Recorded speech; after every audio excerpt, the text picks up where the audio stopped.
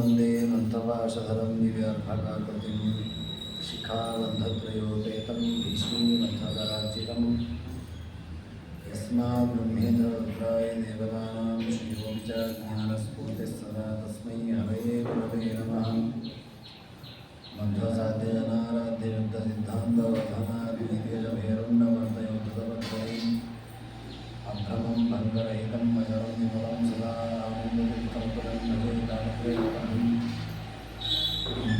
सिद्धान्तवर्धान्तविध्वंसनविचक्षणः जयतीर्थाख्यतरणिर्भासवानो नम्बरे आसेतो रतुषाराधरे योनिशो विद्वानो सत्यध्यानविभक्पावेन्द्रैर्विपूजितः ब्रह्मचर्य हरिप्रीतसंध्यावादशालिनः इष्टदां कष्टार्थं विद्यामान्यान्नमः आपादमौलिपर्यन्तं गुरूणामाकृतिं स्मरेत् तेन विघ्नाः प्रणश्यन्ति सिद्ध्यन्ति च मनोरथाः। श्रीगुरुभ्यो नमः। हरिः ओं हरिः ओं हरिः ओं। नारायणं सुरगुरुं जगदेकनाथं भक्तप्रियं सकललोकनमस्कृतं च त्रैगुण्यवर्जितमजं विभुमाद्यमीशं वन्दे भवग्नमवरासुरसिद्धवन्द्यं नारायणं नमस्कृत्य नरं चैव नरोत्तमं देवीं सरस्वतीं व्यासं ततो जयमुदीरयेत्। नारायणाय परिपूर्णगुणार्णवाय विष्णोदयस्थितिलयोन्नियतिप्रदाय ज्ञानप्रदाय विबुधासुरसौख्यदुर्गसत्कारणाय वितताय नमो नमस्ते। ವೇದವ್ಯಾಸದೇವರು ರಚನೆ ಮಾಡಿರತಕ್ಕಂತಹ ಶ್ರೀಮನ್ಮಹಾಭಾರತದ ಅನುಶಾಸನ ಪರ್ವದಲ್ಲಿ ಬರುವಂತಹ ಉಮಾಮಹೇಶ್ವರ ಸಂವಾದದಲ್ಲಿ ರುದ್ರದೇವರು ಪಾರ್ವತೀದೇವಿಯರ ಪ್ರಶ್ನೆಯ ಉತ್ತರವಾಗಿ ಯಾರು ದೀರ್ಘಾಯುಷಿಗಳಾಗ್ತಾರೆ, ಯಾರು ಅಲ್ಪಾಯುಷಿಗಳಾಗ್ತಾರೆ, ಅದಕ್ಕೇನು ಹಿನ್ನೆಲೆ ಅಂತ ನಿರೂಪಣೆ ಮಾಡಿದರು. ಯಾರು ಹಿಂಸಾದಿಗಳನ್ನು ಮಾಡಲ್ಲ ಅವನು ದೀರ್ಘಾಯುಷಿಯಾಗ್ತಾನೆ. ಸಾರಾಂಶವಾಗಿ ಹೇಳುವುದಾದರೆ ತುಂಬ ವಿಷಯ ಹೇಳಿದ್ದಾರೆ. ಸಾರಾಂಶವಾಗಿ ಹೇಳುವುದಾದರೆ ಯಾರು ದೀರ್ಘವಾದ ಆಯುಷ್ಯವನ್ನು ಬಯಸ್ತಾನೆ ಅವನು ಯಾರ ಹಿಂಸೆಯನ್ನು ಮಾಡಬಾರದು. ಎಷ್ಟೆಷ್ಟು ನಾವು ಹಿಂಸೆಯನ್ನು ಮಾಡುತ್ತೇವೋ ಅಷ್ಟಷ್ಟು ನಮ್ಮ ಆಯುಷ್ಯ ಹ್ರಾಸವಾಗುತ್ತೆ. ಹಾಗಾಗಿ ಹಿಂಸಾರೂಪವಾದ ಕರ್ಮವನ್ನು ಬಿಟ್ಟವನು ಉದ್ಧಾರವಾಗ್ತಾನೆ ಅಂತ ಹೇಳಿದರು. ಮುಂದೆ ಕಿಂ ಶೀಲಃ ಕಿಂ ಸಮಾಚಾರಃ ಪುರುಷಃ ಕೈಶ್ಚ ಕರ್ಮಭಿಃ ಸ್ವರ್ಗಂ ಸಮಭಿಪದ್ಯೇತ ಸಂಪ್ರದಾನೇನ ಕೇನವಾ. ಮತ್ತು ಕೆಲವು ಅಪೂರ್ವ ಪ್ರಶ್ನೆಗಳನ್ನು ಕೇಳುತ್ತಾರೆ. ಏನು? ಕಿಂ ಶೀಲಃ ಕಿಂ ಸಮಾಚಾರಃ. ನಮ್ಮ ಶೀಲ, ನಮ್ಮ ಆಚಾರ ಯಾವ ರೀತಿಯಾಗಿರಬೇಕು? ನಾವೊಬ್ಬ ಒಳ್ಳೆಯ ಮನುಷ್ಯರು ಅಂತ ಆಗಬೇಕಾದ್ರೆ ಭೂಮಿಯಲ್ಲಿ ಬ್ರಾಹ್ಮಣರು, ಕ್ಷತ್ರಿಯರು, ವೈಶ್ಯರು, ಶೂದ್ರರು ಅನ್ನೋ ವ್ಯವಸ್ಥೆ ಇದೆ, ಅದಿರಲಿ. ವಿಶೇಷವಾಗಿ ಪ್ರತಿಯೊಬ್ಬ ಮನುಷ್ಯನು ಕೂಡ ಅಳವಡಿಸಿಕೊಳ್ಳಬಹುದಾದಂತಹ ನಡತೆ ಯಾವ, ಆಚಾರ ಯಾವುದು, ಎಂತಹ ಕರ್ಮಗಳನ್ನು ಮಾಡುವುದರಿಂದ ನಾವು ಉತ್ತಮವಾದ ಫಲವನ್ನು ಪಡಿತೇವೆ. ಹಾಗೆ ದಾನವನ್ನು, ಯಾವ ಪದಾರ್ಥಗಳನ್ನು ದಾನ ಕೊಡುವುದರಿಂದ ನಮಗೆ ಉತ್ತಮವಾದ ಫಲಪ್ರಾಪ್ತಿಯಾಗುತ್ತೆ ಅದನ್ನು ಹೇಳಬೇಕು ಅಂತ ಹೇಳ್ತಾರೆ. ಅದಕ್ಕೆ ಮಹಾರುದ್ರದೇವರು ಉತ್ತರವನ್ನು ಕೊಡುತ್ತಾರೆ. ದಾತ ಬ್ರಾಹ್ಮಣ ಸತ್ಕರ್ತ ದೀನರ್ಥ ಕರ್ಮಣಾದಿಷು ಭಕ್ಷ್ಯ ಭೋಜಾನ್ನಪಾನಾನಾಂ ವಾಸನಾಂಚ ಪ್ರದಾಯಕ ಪ್ರತಿಶ್ರಯಾನ್ ಸಭಾ ಕೂಪಾನ್ ಪ್ರಪಾ ಪುಷ್ಕರಣೀಸ್ತತ ನೈತ್ಯಕಾನಿ ಚ ಸರ್ವಾಣಿ ಕಿಮಚ್ಚಕಮಿತೀವ ಚ ಆಸನಂ ಶಯನಂ ಯಾನಂ ಗೃಹಂ ರತ್ನಂ ಧನಂ ತಥಾ ಸಸ್ಯ ಜಾತಾನಿ ಸರ್ವಾಣಿ ಗಾಃ ಕ್ಷೇತ್ರಾಣ್ಯಥ ಯೋಷಿತಃ ಸುಪ್ರತೀತಮನಾ ನಿತ್ಯಂ ಯಃ ಪ್ರಯಚ್ಛತಿ ಮಾನವಃ ಏವಂ ಭೂತೋ ನರೋ ದೇವಿ ದೇವಲೋಕೆ ವಿಜಾಯತೆ. ನೋಡಿ, ಯಾರಿಗೆ ಉತ್ತಮವಾದ ಫಲಪ್ರಾಪ್ತಿಯಾಗತ್ತೆ ಅಂತ ಪ್ರಶ್ನೆ ಕೇಳಿದ್ದಾರೆ.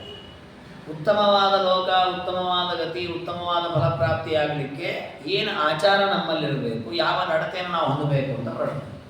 ಹಾಗೆ ಮಹಾರುದ್ರದೇವರು ಹೇಳುತ್ತಾರೆ, ದಾನ ಮಾಡು, ದಾತ, ಬ್ರಾಹ್ಮಣ ಸತ್ಕರ್ತ, ದೀನಾರ್ಥ ಕೃಪಣಾದಿಷು. ಇದೆಲ್ಲ ಒಳ್ಳೊಳ್ಳೆ ಗುಣಗಳು. ಇದನ್ನು ಪ್ರತಿಯೊಬ್ಬರು ಅಳವಡಿಸ್ಕೊಳ್ಬೇಕು. ಇದು ಕೇವಲ ಯಾರೋ ಒಬ್ಬ ಒಂದು ಜಾತಿಯವರು ಅಥವಾ ಗಂಡಸರು ಹೆಂಗಸರು ಹಾಗೇನಿಲ್ಲ. ಪ್ರತಿಯೊಬ್ಬ ಮನುಷ್ಯನ ಅಳವಡಿಸಿಕೊಳ್ಳಬೇಕಾದ ಧರ್ಮಾಚರಣೆ. ದಾತ ನಮಗೆ ದೇವರೇನು ಕೊಟ್ಟಿದ್ದಾನೆ ಅದರಲ್ಲಿ ಒಂದಿಷ್ಟು ಭಾಗ ದಾನ ಮಾಡಬೇಕು. ಅಷ್ಟು ದಾನ ಮಾಡುವಂಥ ಶಾಸ್ತ್ರ ಹೇಳೇ ಇಲ್ಲ. ನಿನಗೆ ಭೋಗಕ್ಕಾಗಿ ಒಂದು ಭಾಗವನ್ನು ಎತ್ತಿಟ್ಕೋ, ಆಪತ್ಕಾಲಕ್ಕೆ ಅಂತ ಎತ್ತಿಟ್ಕೋ, ಒಂದು ಭಾಗವನ್ನು ಅವರು ದಾನ ಮಾಡಬೇಕು. ಈ ವಿಷಯವಾಗಿ ಭಾಗವತದಲ್ಲೇ ಬರುತ್ತೆ. ಬಲಿಚಕ್ರವರ್ತಿ ದಾನವನ್ನು ಮಾಡುವ ಪ್ರಸಂಗದಲ್ಲಿ ಒಂದು ಅಪೂರ್ವವಾದ ಚಿಂತನೆಯನ್ನು ಭಾಗವತ ಹೇಳಿದೆ. ನಮಗೆ ಬರತಕ್ಕಂತಹ ಧನವನ್ನು, ನ್ಯಾಯೋಪೇತವಾಗಿ ಸಂಪಾದಿಸಿದ ಧನವನ್ನು ಅಷ್ಟು ದಾನ ಮಾಡುವುದೂ ಅಲ್ಲ, ಅಷ್ಟು ಭೋಗಕ್ಕಾಗಿ ವಿನಿಯೋಗ ಮಾಡುವುದೂ ಅಲ್ಲ, ಮತ್ತೆ ಅದನ್ನು ಕ್ರಮ ಪ್ರಕಾರ ಭಾಗ ಮಾಡಬೇಕು. ದೇವರ ಪೂಜೆ ಅಥವಾ ಮನೆಯ ಪರಂಪರೆಯಿಂದ ನಡ್ಕೊಂಡ್ಬಂದಂತಹ ಆರಾಧನೆ ಆಚರಣೆಗಳು ಇವನ್ನ ಮಾಡಲಿಕ್ಕೆ, ಕುಲಧರ್ಮಗಳು ಇವನ್ನ ಆಚರಣೆ ಮಾಡಲಿಕ್ಕೆ ಒಂದಿಷ್ಟು ಧನಾದಿಗಳ ಅವಶ್ಯಕತೆ ಇದೆ. ಇದು ನಮಗೆ ಇದ್ದಕ್ಕಿದ್ದಾಗೆ ರೋಗ ಬರುತ್ತೆ, ಇದ್ದಕ್ಕಿದ್ದಾಗೇನೋ ಆಪತ್ತುಗಳು ಪ್ರಾಪ್ತವಾಗುತ್ತೆ, ಅದನ್ನು ಪರಿಹಾರ ಮಾಡ್ಕೊಳ್ಳಿಕ್ಕೆ ಸ್ವಲ್ಪ ಧನಾದಿಗಳ ಅವಶ್ಯಕತೆ ಇದೆ. ದಾನಾದಿಗಳನ್ನು ಮಾಡಲಿಕ್ಕೆ ಬೇಕು. ನನ್ನ ಭೋಗಕ್ಕೋಸ್ಕರ ಮನೆ ಸಾಕಾಗತ್ತಾ, ಮನೆಯಲ್ಲಿ ಕರೆಂಟ್ ಬಿಲ್ ಕಟ್ಟಬೇಕು, ಮತ್ತೊಂದು ಹೀಗೆ ನಾನಾ ವಿಧವಾದ ಖರ್ಚುಗಳಿದೆ. ಹಾಗಾಗಿ ನಮಗೆ ಏನು ದೇವರು ಸಂಪತ್ತನ್ನು ನ್ಯಾಯೋಪೇತವಾಗಿ ಒದಗಿಸಿಕೊಟ್ಟಿದ್ದಾನೆ ಅದನ್ನು ಭಾಗ ಮಾಡಿಕೊಂಡು ಕೆಲವು ಭಾಗ ಕೆಲವಕ್ಕೆ ಅಂತ ವಿನಿಯೋಗ ಮಾಡಬೇಕು. ಆಗ ನಮ್ಮ ಜೀವನ ಸುಖವಾಗಿರುತ್ತೆ. ಬಲಿಚಕ್ರವರ್ತಿಗೆ ಬೈತಾರೆ ಶುಕ್ರಾಚಾರ್ಯ, ನಿನಗೆ ವಿವೇಕ ಇಲ್ಲ, ನಿನಗೆ ಕೊಟ್ಟದ್ದರಲ್ಲಿ, ದೇವರ ಕೊಟ್ಟದ್ರಲ್ಲಿ ಕೆಲವು ಭಾಗ ದಾನ ಮಾಡಿದರೆ ಸಂತೋಷ ಇತ್ತು, ನೀನು ಸರ್ವಸ್ವ ದಾನ ಮಾಡಿ ತಯಾರಾಗಿ ನಿಂತಿದ್ಯಾ ವಾಮನನಿಗೆ, ನಿನಗೆ ದಾನ ಮಾಡುವ ಪ್ರಕ್ರಿಯೆ ಗೊತ್ತಿಲ್ಲ ಅಂತ ಬೈತ. ಹಾಗಾಗಿ ಅಂದರೆ ತಪ್ಪು ಅಂತ ಹೇಳಲ್ಲ ಶಾಸ್ತ್ರ. ನಿಮ್ಗಷ್ಟು ವೈರಾಗ್ಯ ಇತ್ತು, ಇನ್ನು ಏನೋ ಬೇಡ, ನಾನು ರೋಗ ಬಂದು ನಾನು ನಿಶ್ಚಿಂತೆಯಿಂದ ಇರ್ತೇನೆ ಅನ್ನೋ ಹಂತಕ್ಕೆ ತಲುಪಿದ್ರೆ ಅಷ್ಟು ದಾನ ಮಾಡಿ, ಏನು ತಪ್ಪಿಲ್ಲ. ಪುರಂದರದಾಸ ದಾನ ಮಾಡಿರೋದು ನವಕೋಟಿ ನಾರಾಯಣ ಅಂತ ಕಥೆಯಲ್ಲಿ ಹಾಗೆ ಬರುತ್ತೆ. ನವಕೋಟಿ ನಾರಾಯಣ ಅಂತ ಪ್ರಸಿದ್ಧರಾದ ವ್ಯಕ್ತಿ, ಒಂದು ಕ್ಷಣ ವೈರಾಗ್ಯ ಬಂತು. ವೈರಾಗ್ಯ ಬಂದವರು ಹೆಂಡತಿ ಮಕ್ಕಳನ್ನು ಬೀದಿಯಲ್ಲಿ ಕರ್ಕೊಂಡು ಬಂದು ನಿಲ್ಲಿಸ್ಕೊಂಡ್ರು, ಮನೆ ಮೇಲೂ ತುಳಸಿಟ್ಟು ಶ್ರೀ ಕೃಷ್ಣಾರ್ಪಣ ವಸ್ತು ಅಂತೇಳಿ ಎಲ್ಲ ಕೊಟ್ಟು ಹೋಗ್ಬಿಟ್ರು. ಯಾಕೆಂದ್ರೆ ಅವರಿಗೆ ಯಾವುದಲ್ಲ ಆಸಕ್ತಿ ಇಲ್ಲ. ಮರುಕ್ಷಣದಿಂದ ಅವ್ರು ಬೀದಿಯಲ್ಲೇ ಇದ್ದದ್ದು, ಅಂದರೆ ದಾರಿಯಲ್ಲೇ ಸಂಚಾರ ಮಾಡ್ತಾ ದೇವರ ನಾಮವನ್ನು ಹಾಡ್ತಾ ಯಾವುದೋ ಒಂದು ಗುಡಿಸಲು, ಯಾವುದೋ ಮಂಟಪ, ಯಾವುದೋ ಜಾಗ ಎಲ್ಲಿ ಸಿಕ್ತು ಅಲ್ಲಿ ಆಶ್ರಯ ಕೊಟ್ಟಲ್ಲಿ ಇಡೋದು, ದೇವರು ಕೊಟ್ಟಲ್ಲಿ ಹಾಡಾಡೋದು, ಭಜನೆ ಮಾಡೋದು, ದೇವರು ಕೊಟ್ಟದನ್ನು ಸ್ವೀಕಾರ ಮಾಡೋದು, ಮತ್ತೆ ಮುಂದಕ್ಕೆ ಹೋಗೋದು. ಹಾಗೆ ಬದುಕಲಿಕ್ಕೆ ನಮ್ಮ ಹತ್ರ ಆಗ ತಾವು ಸರ್ವಸ್ವದಾನ ಮಾಡೋದು ತಪ್ಪಿಲ್ಲ. ಬಲಿಚಕ್ರವರ್ತಿ ರಾಜ್ಯಭಾರ ಮಾಡಕ್ಕೆ ತ್ರಿಲೋಕಾಧಿಪತಿ ಬಿಡಕಲ್ಲ ಆಸೆ ಬೇರೆ ಇದೆ ಅವನಿಗೆ, ಅದಕ್ಕೆ ಹೇಳ್ತಾರೆ ಹಾಗೆಲ್ಲ ದಾನ ಮಾಡೋದಲ್ಲ ಅಂತ. ಹಾಗೆ ಇಲ್ಲೂ ಕೂಡ ಹೇಳ್ತಾರೆ ದಾನ ಮಾಡಬೇಕು, ಇದು ದೊಡ್ಡ ಧರ್ಮ, ಇದು ಪ್ರತಿಯೊಬ್ಬನ ಉದ್ಧಾರಕ್ಕೆ ಮಾಡಬಹುದಾದ ದೊಡ್ಡ ಸತ್ಕರ್ಮಾಚರಣೆ. ಆದರೆ ಎಷ್ಟು ದಾನ, ನಿಮ್ಮ ನಿಮ್ಮ ಯೋಗ್ಯತೆಗೆ ತಕ್ಕ ಹಾಗೆ ದಾನ. ಆಮೇಲೆ ಬ್ರಾಹ್ಮಣ ಸತ್ಕರ್ತ. ಈ ಬ್ರಾಹ್ಮಣ ಸತ್ಕರ್ತ ಅನ್ನೋ ಶಬ್ದ ಕೇಳಿದ್ಕೊಂಡು ನಮಗೆ ಅನಿಸುತ್ತೆ ಬ್ರಾಹ್ಮಣರಿಗೆ ಸತ್ಕಾರ ಮಾಡಬೇಕು. ಬ್ರಾಹ್ಮಣರು ಅನ್ನೋ ಶಬ್ದಕ್ಕೆ ಧರ್ಮಶಾಸ್ತ್ರ ಮಹಾಭಾರತ ಕೊಡುವ ಅರ್ಥ ಏನು ಅಂದರೆ, ಪರಮಾತ್ಮನ ಬಗ್ಗೆ ಯಾರು ಸರಿಯಾಗಿ ತಿಳ್ಕೊಳ್ತಾರೆ, ದೇವರ ಬಗ್ಗೆ ತಿಳ್ಕೊಳ್ಬೇಕು ಅನ್ನೋ ಆಸೆ ಇರೋರೆಲ್ಲರೂ ಬ್ರಾಹ್ಮಣರೇ. ದೇವರನ್ನು ತಿಳಿಯೋ ಪ್ರಯತ್ನ ಮಾಡ್ತಕ್ಕಂಥವರೆಲ್ಲರೂ ಬ್ರಾಹ್ಮಣರೇ. ಅವ್ರಿಗೆ ಸತ್ಕಾರ ಮಾಡಬೇಕು ಅಂದರೆ ಏನರ್ಥ? ಅವ್ರಿಗೆ ಸತ್ಕಾರ ಮಾಡಬೇಕು ಅಂದರೆ ಅವರ ಬಗ್ಗೆ ನಮಗೆ ಗೌರವ ಇರಬೇಕು. ನಾವು ಸಾಮಾನ್ಯವಾಗಿ ನಮಗೆ ಬೇಕಾದವರು ನಮ್ಮ ಸಂಬಂಧಿಕರು ಅಂದರೆ ಅವ್ರ ಬಗ್ಗೆ ಒಂದು ಭಾವನೆ ಇರ್ತದೆ, ನಿಯಮೇನೋ ಒಂದು ಭಾವನೆ ಇರ್ತದೆ. ಅವ್ರು ಹೀಗೆ ಮಾಡಿದಾರಂತೆ, ಹಾಗೆ ಮಾಡಿದ 4 ಜನ ಒಂದು ಕಂಪ್ಲೇಂಟ್ ಹೇಳಿ, ನಮಗೊಂದು ಭಾವನೆ ಇದೆ, ಅವ್ರು ನನ್ನ ಸಂಬಂಧಿಕ, ಇವ್ರು ನಮ್ಮ ದೊಡ್ಡಪ್ಪನ ಮಗ, ಇವ್ರು ನಮ್ಮ ಚಿಕ್ಕಪ್ಪನ ಮಗ. ಹಾಗಾಗಿ ಎಷ್ಟವರು ತಪ್ಪು ಮಾಡಿದ್ರು, ನಮ್ಮ ಕಣ್ಣೆದುರಿಗೆ ಕಂಡ್ರು, ಎಂಥ ಆಪಾದನೆ ಬಂದರೂ ಕೂಡ ಒಂದು ಕ್ಷಣ ನಾವು ನಮ್ಮ ಸಂಬಂಧಿಕರನ್ನು ಒಂದು ಆಲೋಚನೆ ಮಾಡಿ ಆಮೇಲೆ ವಿಮರ್ಶೆ ಮಾಡ್ತೀವಿ. ಅವ್ರು ಬೈಬೇಕೋ ಬೈಬಾರ್ದು, ಏನು ಮಾಡಬೇಕು, ಎಷ್ಟರ ಮಟ್ಟಿಗೆ ಶಿಕ್ಷೆ ಕೊಡಬೇಕು. ಹಾಗೆ ಯಾವುದೇ ಒಬ್ಬ ವ್ಯಕ್ತಿ ದೇವರ ಆರಾಧನೆ ಮಾಡ್ತಾ ಇದ್ದ ಅಂತಾದರೆ ಅವನ ಸಂಬಂಧಿಕನು ಹೌದು ಅದು ಯಾವನೋ ಬೇಡ, ಅವನೊಬ್ಬ ಬ್ರಾಹ್ಮಣ ಅಂತ ಅವನಿಗೆ ಸತ್ಕಾರ ಕೊಡಬೇಕು. ಅವನ ಬಗ್ಗೆ ಆ ಒಂದು ಭಾವನೆ ನಾವು ತಾಳ್ಮೆ ಮಾಡಬೇಕು. ಇನ್ನು ದೀನಾರ್ಥ ಕೃಪಣಾದಿಶು, ದೀನರು ಆರ್ತರು ಒದ್ದಾಡ್ತಿರ್ತಾರೆ, ಕಷ್ಟಪಡ್ತಾ ಇರ್ತಾರೆ, ಕೃಪಣರಾಗಿರ್ತಾರೆ, ಏನಿರಲ್ಲ, ಬಡತನದಲ್ಲಿರ್ತಾರೆ. ಅಂಥವರಿಗೆ ಭಕ್ಷ್ಯ ಭೋಜ್ಯಾನ್ನ ಪಾನಾನ ವಾಸಸಾಂಚ ಪ್ರದಾಯಕ, ತಿನ್ನುವ ಪದಾರ್ಥ, ಅದೇ ರೀತಿ ಕುಡಿಯುವ ನೀರು ಮೊದಲಾದ ಪದಾರ್ಥ, ಅನ್ನಾದಿಗಳು, ಉಟ್ಟುಕೊಳ್ಳುವ ಬಟ್ಟೆ ಮೊದಲಾದವುಗಳು, ಇದನ್ನು ಕೊಡಬೇಕಂತ. ಅಂದರೆ ಇದೊಂದು ಪರಮಾತ್ಮನ ಪ್ರೀತಿಗಾಗಿ ನಾವು ಮಾಡುವ ತ್ಯಾಗ. ಯಾಕೆ ದೇವರ ಸೃಷ್ಟಿಯಲ್ಲಿ ಅನೇಕ ಜೀವಿಗಳು ಹುಟ್ಟಿ ಬಂದಿದ್ದಾರೆ. ಕೆಲವರ ಪ್ರಾರಬ್ಧ ಆಗಿದೆ, ಅವರಿಗೆ ಸರಿಯಾದಂತಹ ಸಂಪತ್ತಿನ ವ್ಯವಸ್ಥೆ ಇಲ್ಲ, ಜೀವನದಲ್ಲಿ ಎಷ್ಟು ಕಷ್ಟಪಟ್ಟರು ಬಡತನವೇ ಅವರಿಗೆ ಇರತಕ್ಕ ಪ್ರಾರಬ್ಧ. ಅಂಥವರಿಗೆ ನಮ್ಮ ಕೈಲಾದ ಸಹಾಯ ಮಾಡೋದು, ಅದು ಒಂದು ಪರಮಾತ್ಮನ ಸೇವೆ, ಪರಮಾತ್ಮನ ಪೂಜೆ. ಹಾಗಾಗಿ ಅಂತಹ ವ್ಯಕ್ತಿಗಳಿಗೆ ವಾಸಸಾಂಚ ಪ್ರದಾಯಕ, ಅವರಿಗೆ ಬಟ್ಟೆ ವಸ್ತ್ರ, ಆಮೇಲೆ ಭಕ್ಷ್ಯ ಭೋಜ್ಯಾದಿ ಪದಾರ್ಥಗಳು, ಇದನ್ನು ಯಥೋಚಿತವಾಗಿ ಅವರ ಯೋಗ್ಯತೆಗೆ ತಕ್ಕ ಹಾಕಿಕೊಡಬೇಕು. ಇದನ್ನು ನಮ್ಮ ಪರಂಪರೆ ಇತಿಹಾಸದಲ್ಲಿ ನಾವು ಕಾಣ್ತೇವೆ. ಎಷ್ಟೋ ಮಠ ಮಂದಿರಗಳಲ್ಲಿರತಕ್ಕಂತಹ ಯತಿಗಳು ಕೆಲವು ಕಾಲದಲ್ಲಿ ಊರಿಗೆ ಕ್ಷಾಮ ಬಂದಿದೆ, ಊರಿಗೆ ಸಮಸ್ಯೆ ಆಗಿದೆ, ಬರ ಬಂದಿದೆ, ಇದು ಭೂಮಿಯಲ್ಲಿ ಒಳ್ಳೆಯ ಸಸ್ಯಾದಿಗಳಿಲ್ಲ ಅಂತ ಒದ್ದಾಡುವ ಪ್ರಸಂಗ ಬಂದಾಗ ತಮ್ಮ ಮಠದಲ್ಲಿರತಕ್ಕಂತಹ ಧನಾದಿಗಳನ್ನು ಮಂಟಪಾದಿಗಳನ್ನು ಅಡವಿಟ್ಟು ಅದರಲ್ಲಿ ಬರತಕ್ಕಂತಹ ದುಡ್ಡಿನಿಂದ ಇಡೀ ಊರಿನ ಜನರಿಗೆಲ್ಲ ಊಟಕ್ಕೆ ಹಾಕಿಸಿದ್ದಾರೆ. ಇದು ಉತ್ತರಾದಿ ಮಠದ ಪರಂಪರೆ ಐತಿಗಳ ಕಥೆಯಲ್ಲೂ ಬರುತ್ತೆ, ವ್ಯಾಸರಾಯ ಮಠದ ಪರಂಪರೆ ಐತಿಗಳ ಕಥೆಯಲ್ಲೂ ಬರುತ್ತೆ, ರಾಯರ ಮಠದ ಐತಿಗಳ ಪರಂಪರೆಯಲ್ಲೂ ಬರುತ್ತೆ. ಅನೇಕ ಐತಿಗಳ ಚರಿತ್ರೆಯಲ್ಲಿದೆ. ಅವರ ಕಾಲದಲ್ಲಿ ಅಂತಹ ಕ್ಷಾಮ ಬಂದಾಗ ತಾವು ಎಲ್ಲ ಜಾತಿಯವರು, ಅಲ್ಲಿ ಆ ಜಾತಿ ಈ ಜಾತಿ ಏನೂ ನೋಡಿಲ್ಲ. ಯಾಕೆ ಎಲ್ಲರಿಗೂ ಕೂಡ ಹೊಟ್ಟೆಗೆ ಕೊಡಬೇಕಾದ್ದು ನಮ್ಮ ಕರ್ತವ್ಯ. ಅವನು ಯಾವ ಜಾತಿಯಿಂದ ನೋಡೋದು ಬೇಡ. ಆದರೆ ಅವೈಷ್ಣವನ ವಿಷ್ಣು ದ್ರೋಹಿ ಆಗಬಾರ್ದು. ದೇವರನ್ನು ನಿಂದನೆ ಮಾಡ್ತಾನಲ್ಲ ಅಂಥವ್ರಿಗೆ ನೀರು ಕೊಡಬಾರ್ದು ಅಂತ ಹೇಳುತ್ತೆ ಶಾಸ್ತ್ರ. ಹಾಗಾಗಿ ಇದೊಂದು ಅಪೂರ್ವವಾದ ಪ್ರತಿಯೊಬ್ಬ ಮನುಷ್ಯನೂ ಅಳವಡಿಸಿಕೊಳ್ಬೇಕಾದ ಧರ್ಮಾಚರಣೆಗೆ ನೋಡಿ ನಮ್ಮಲ್ಲಿ ಇವತ್ತೂ ಇದೆ. ಯಾರಾದರೂ ಭಿಕ್ಷೆ ಬೇಡ್ತಾ ಇರ್ತಾರೆ, ಏನಾರು ಕೇಳ್ಕೊಂಡ್ರೆ ಏನಾರು ಇದ್ದಿದ್ದು ಕೊಡ್ರಿ ಅಂತ ಹೇಳ್ತಾರೆ. ಯಾರು ಕೂಡ ಅವನೇ ಯಾಕೆ ಬಂದ, ಅವ್ನಿಗೆ ಯಾರು ಭಿಕ್ಷೆ ಕೇಳಲಿಕ್ಕೆ ಅಧಿಕಾರ ಕೊಟ್ಟರು, ಇಂಥ ದರ್ಪ ಮಾತಾಡೋದ್ರಲ್ಲಿ ಯಾರು ಅನ್ನಲ್ಲ. ಯಾಕೆ ಅಂತಂದರೆ ಅದೊಂದು ಧರ್ಮ. ನಮ್ಮ ಕೈಲಾದ ಸೇವೆ ಮಾಡೋದು, ಸಂಪೂರ್ಣ ಅವ್ರನ್ನೇನು ಉದ್ಧಾರ ಮಾಡಲಿಕ್ಕೆ ಆಗಲ್ಲ. ಇದನ್ನ ಧರ್ಮಶಾಸ್ತ್ರ ಹೇಳಿದೆ ಅಂತೇಳಿ ಕೆಲವರು ಭಿಕ್ಷಾವೇಶ ತಂದುಕೊಳ್ತಾರೆ. ಇದು ಧರ್ಮಶಾಸ್ತ್ರದಲ್ಲಿ ಹಿಂಗೆ ಹೇಳಿದಲ್ವಾ, ಹಾಗಾಗಿ ಎಲ್ಲರಿಗೂ ಆ ಭಾವನೆ ಇದ್ದೇ ಇರುತ್ತೆ. ನಮಗೆ ಭಿಕ್ಷೆ ಹಾಕೇ ಆಗ್ತಾನೆ ಅಂತ ತನ್ನ ದೇಹ ಸಶಕ್ತವಾಗಿದ್ದು ತನ್ನ ಕಾರ್ಯಗಳನ್ನು ಕೆಲಸಗಳನ್ನು ಮಾಡುವ ಸಾಮರ್ಥ್ಯ ಇದ್ರೂ ಕೂಡ ಭಿಕ್ಷೆಯನ್ನೇ ಬೇಡುವಂಥ ವೃತ್ತಿಯನ್ನು ಮಾಡಿಕೊಳ್ತಾರೆ. ಎಷ್ಟರ ಮಟ್ಟಿಗೆ ನೀಚತನಕ್ಕೆ ಇಳಿದಿರ್ತಾರೆ ಅಂದರೆ ತಮ್ಮ ಮಕ್ಕಳನ್ನು ಕೂಡ ಶಾಲೆಗೆಲ್ಲ ಕಳಿಸೋದು ಬಿಟ್ಟು ನೀನು ಭಿಕ್ಷೆ ಬೇಡ ಅಂತ ಕಳಿಸ್ತಾರೆ. ಯಾಕಂದರೆ ಒಳ್ಳೆ ಸಂಪಾದನೆ ಆಗತ್ತೆ, ಯಾಕೆ ಬಿಡಬೇಕು. ಇದು ಮಹಾಪಾಪ, ಮೋಸ ಮಾಡುವುದು, ವಂಚನೆ ಇದು, ಅದನ್ನು ಮಾಡಬಾರ್ದು. ಮತ್ತೇನು, ಯಾರಿಗೆ ಗತಿ ಇಲ್ಲ, ಕೈ ಇಲ್ಲ, ಕಾಲಿಲ್ಲ, ಮತ್ತು ಸರಿಯಾದ ಬುದ್ಧಿ ಇಲ್ಲ, ಮಾತಾಡ್ಲಿಕ್ಕೆ ಬರಲ್ಲ, ಅಂಥವರಿಗೆ ಕಷ್ಟ ಬಂದಾಗ ಅವರ ಅಪೇಕ್ಷೆ ಪಡ್ತಾ ಇದ್ದನ್ನು ಅವರನ್ನು ದಾನ ಮಾಡಬೇಕು. ಇತ್ತೀಚಿನ ದಿನಗಳಲ್ಲಿ ನಾವು ನೋಡಿದ್ದೇವೆ ಅದನ್ನು. ಎಷ್ಟೋ ಕಡೆಗಳಲ್ಲಿ ಕೊರೋನಾದಿ ಸಮಸ್ಯೆಗಳಲ್ಲಿ ಆಹಾರಕ್ಕೆ ಸಮಸ್ಯೆ ಇತ್ತು, ತಿನ್ನಲಿಕ್ಕೆ ಗತಿ ಇರಲಿಲ್ಲ. ಒಂದು ಕಡೆಯಿಂದ ಒಂದು ಕಡೆಗೆ ಯಾವುದು ಹೋಗ್ತಾ ಇಲ್ಲ ಪದಾರ್ಥಗಳು, ನಾವು ಹೋಗ್ಲಿಕ್ಕೆ ಬರೋ ಸ್ಥಿತಿ ಇಲ್ಲ. ಎಷ್ಟು ಮಠ ಮಂದಿರದವರು ಎಷ್ಟು ರೀತಿ ದಾನಗಳನ್ನು ಮಾಡಿದರು, ಎಷ್ಟು ಜನ, ಎಷ್ಟು ಗೃಹಸ್ಥರು ದಾನ ಮಾಡಿದರು. ಇದೆಲ್ಲವೂ ಕೂಡ ಮಹಾಭಾರತ ಹೇಳುತ್ತೆ, ಇದೆಲ್ಲವೂ ಕೂಡ ಮನುಷ್ಯನಿಗಿರಬೇಕಾದ ಸಹಜವಾದ ಧರ್ಮಗಳು. ಇದು ನಾವು ಅಳವಡಿಸಿಕೊಳ್ಬೇಕಾದ, ಇದು ಮಾನವೀಯ ಧರ್ಮಗಳು. ನೈತ್ಯಕಾನಿ ಚ ಸರ್ವಾಣಿ ಜಿವಿಚ್ಛತಿ ಮತೀವಚ. ನಾವು ಅದನ್ನು ಗಮನಿಸ್ಬೇಕಂತೆ. ನಿತ್ಯಕ್ಕೆ ಅವನ ಜೀವಂತಿಕೆಗೆ, ಅವನ ಬದುಕಲಿಕ್ಕೆ ಎಷ್ಟು ಅವಶ್ಯಕವಾಗತ್ತೆ ಅಂತ ನಮ್ಮಿಂದ ಏನು ಕೊಡ್ಲಿಕ್ಕೆ ಸಾಧ್ಯ ಅಂತ ಕೊಡ್ಬೇಕು ನಾವು. ಅದು ಬಿಟ್ಟು ಹುಚ್ಚಾಪಟ್ಟೆ ಎಲ್ಲ ಕೊಡಬಾರ್ದು. ಮುಂದೆ ಯಾರೋ ರಿಕ್ಷಾ ಕೇಳ್ಕೊಂಬರ್ತಾರೆ ಅಂತೇಳಿ ನಮ್ಮನೆ ನಾವು ಬರೆದುಕೊಟ್ಟು ನಾವು ಹೊರಗೆ ಬೀದಿಗೆ ನಿಂತ್ಬಿಡೋದು ಹಾಗಲ್ಲ. ಅವನಿಗೆ ಜೀವನಕ್ಕೆ ಅವನು ಸಾಯಬಾರ್ದು, ಬದುಕಿ ಒಂದಿಷ್ಟು ಸಾಧನೆ ಮಾಡಲಿಕ್ಕೆ ಅನುಕೂಲವಾಗಿ ನಮಗಿಂದ ಏನು ಕೊಡ್ಲಿಕ್ಕೆ ಸಾಧ್ಯ ಅಂತ ಕೊಡಬೇಕು. ಆಸನ, ಶಯನ, ಯಾನ, ಗೃಹ, ರತ್ನ, ಧನ ಏನು ಕೊಡ್ಲಿಕ್ಕೆ ಸಾಧ್ಯ ಕೊಡಬಹುದು. ಸಸ್ಯ ಜಾತಾನಿ ಸರ್ವಾಣಿ ಗಾಹ ಕ್ಷೇತ್ರಾಣ್ಯತಯೋಚಿತ ಸುಪ್ರತೀತ ಮನಃ ನಿತ್ಯಂ ಯಃ ಪ್ರಯಚ್ಛತಿ ಮಾನವ. ಮತ್ತೆ ಇದನ್ನು ಕೊಡುವಾಗ ಹೇಗೆ ಕೊಡಬೇಕು ಅದನ್ನು ಹೇಳುತ್ತೆ ಮಹಾಭಾರತ. ಸುಪ್ರತೀತ ಮನಃ ನಿತ್ಯಂ, ಮನಸ್ಸು ಪ್ರಸನ್ನವಾಗಿದ್ದುಕೊಂಡು ಇವನ್ನೆಲ್ಲ ದಾನ ಮಾಡಬೇಕಂತ.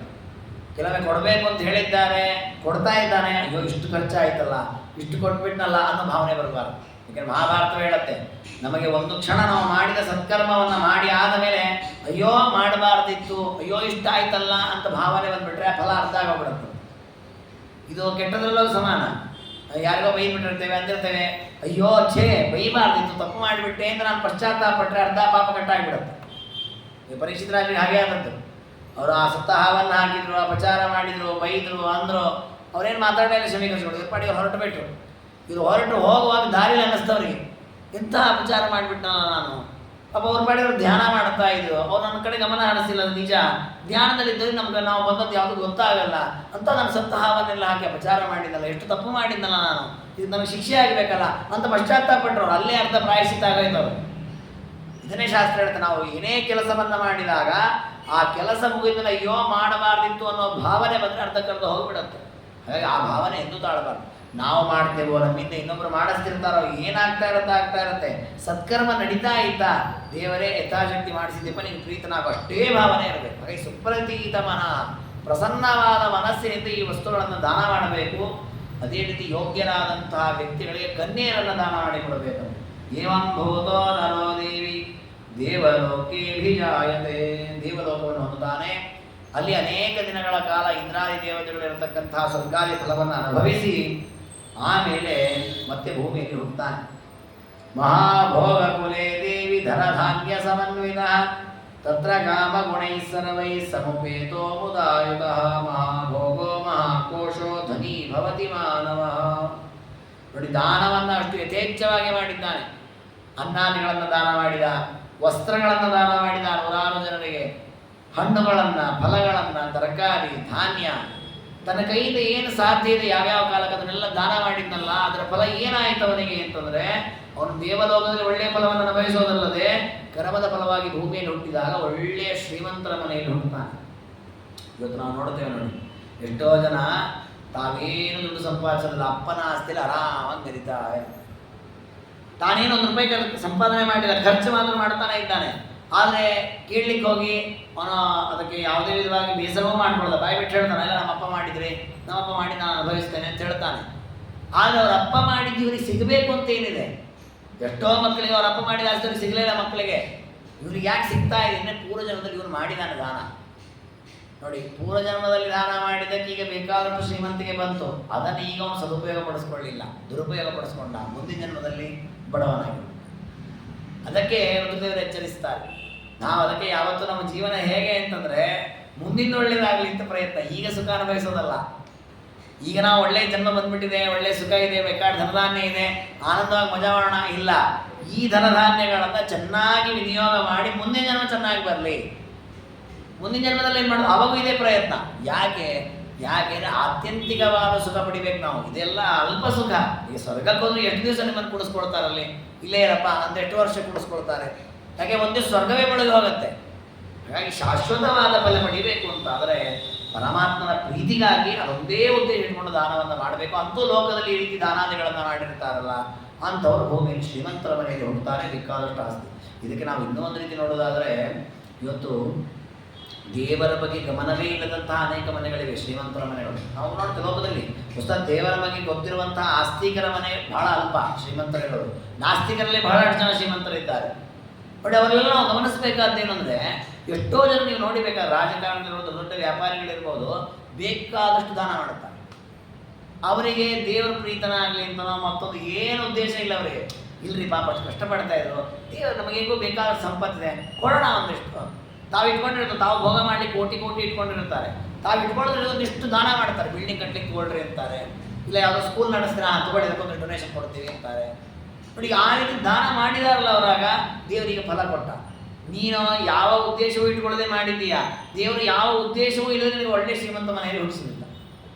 ದೇವರ ಪ್ರೀತನಾಗಲಿ ನಿನಗೆ ಉದ್ದೇಶ ಇಲ್ಲ, ಹಾಗೆ ದೇವರ ಸಂಘ ಕೊಡಲೇ ಇಲ್ಲ. ದೇವರು ದುಡ್ಡು ದಾನ ಮಾಡಿದ್ರೆ ನೀನು ದುಡ್ಡು ಕೊಟ್ಟ, ವಸ್ತ್ರ ದಾನ ಮಾಡಿದ್ರೆ ವಸ್ತ್ರ ಕೊಟ್ಟ. ಹಾಗೆ ನಾವೇನು ಕೊಟ್ಟರೆ ದೇವರಿಗೆ ತಿರುಗಿಸಿ ನಮಗೆ ಬರುತ್ತೆ. ಹಾಗಾಗಿ ಶ್ರೀಮಂತರಾಗಿ ಹುಟ್ಟಬೇಕು, ನಾವು ಒಳ್ಳೆ ಸುಖವಾಗಿ ಬದುಕಬೇಕು ಅಂದರೆ ಚೆನ್ನಾಗಿ ದಾನವನ್ನು ಮಾಡಬೇಕು, ಆಗ ಒಳ್ಳೆ ಶ್ರೀಮಂತನಾಗಿ ಹುಟ್ಟುತ್ತಾನೆ. ಪ್ರಾಣಿನೋ ದಾನಶೀಲಿನ ಬ್ರಹ್ಮಣ ವೈ ಪುರಾಪ್ರೋಕ್ತ ಸರ್ವಸ್ಯ ಪ್ರಿಯದರ್ಶನ. ಇನ್ನೊಂದು ಫಲ ಏನು, ದಾನ ಮಾಡುವವರಿಗಿರುವ ಫಲ ಏನು ಅಂದರೆ, ಅವರನ್ನು ನೋಡಿದರೆ ಎಲ್ಲರಿಗೂ ಸಂತೋಷವಾಗುತ್ತೆ. ಇದು ಇವತ್ತು ಇದೆ. ಇವತ್ತು ಯಾವನೊಬ್ಬ ಒಳ್ಳೆ ದೊಡ್ಡ ಶ್ರೀಮಂತ ಬಂದು ಒಂದಿಷ್ಟು ಕಾರ್ಯಕ್ರಮಗಳಿಗೆ ತನ್ನ ಕೈಲಾದ ಸಹಾಯ ಮಾಡ್ತಾ ಇದ್ದಾನೆ, ಎಲ್ಲರೂ ಅವನ್ನೇ ನಿರೀಕ್ಷೆ ಮಾಡ್ತಿರ್ತಾರೆ. ಅವರು ಬಂದರೆ ಬರೀ ಒಳ್ಳೆಯ ಸೇವೆ ಮಾಡ್ತಾರೆ, ಎಷ್ಟು ದಾನ ಮಾಡ್ತಾರೆ, ಎಷ್ಟು ಅನುಕೂಲ ಮಾಡ್ತಾರೆ ನಮ್ಮ ಈ ನಗರದ ಅಭಿವೃದ್ಧಿಗೆ. ಎಲ್ಲರೂ ಅವರನ್ನು ಪ್ರಿಯವಾಗಿ ಕಾಣ್ತಾರೆ. ಅಂದರೆ ಆ ಒಂದು ಹಂತ ಬರಲಿಕ್ಕೆ ಕಾರಣ ಅವನು ಮಾಡಿದ ದಾನ.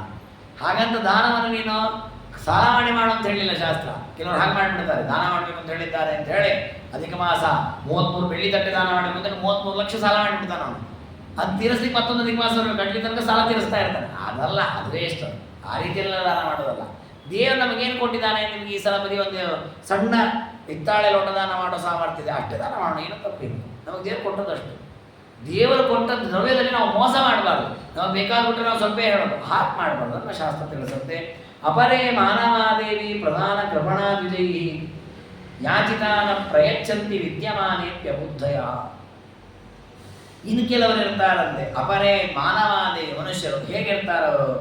ಪ್ರಧಾನ ಕೃಪಣಾದ್ವಿಜೈ, ದಾನ ಮಾಡುವಲ್ಲಿ ಹಿಂದೇಟು. ಎಷ್ಟು ರೀತಿಯ ಸನ್ನಿವೇಶಗಳು ಎದುರಾಗಲಿ ₹1 ಮಿಚ್ಚಕ್ಕೆ ಹಿಂದೇಟು ಹಾಕ್ತಿರ್ತಾರೆ. ದಾನ ಮಾಡೋದು ಜಿಪುಣತನ, ಸಿಕ್ಕಾಪಟ್ಟೆ ಜಿಪುಣತನ. ಎಷ್ಟರ ಮಟ್ಟಿಗೆ ಜಿಪುಣತನ ಅಂತಂದರೆ, ಯಾಚಿತಾನ ಪ್ರಯಚ್ಛಂತಿ ಹೇಳ್ತಾರೆ ನೋಡಿ.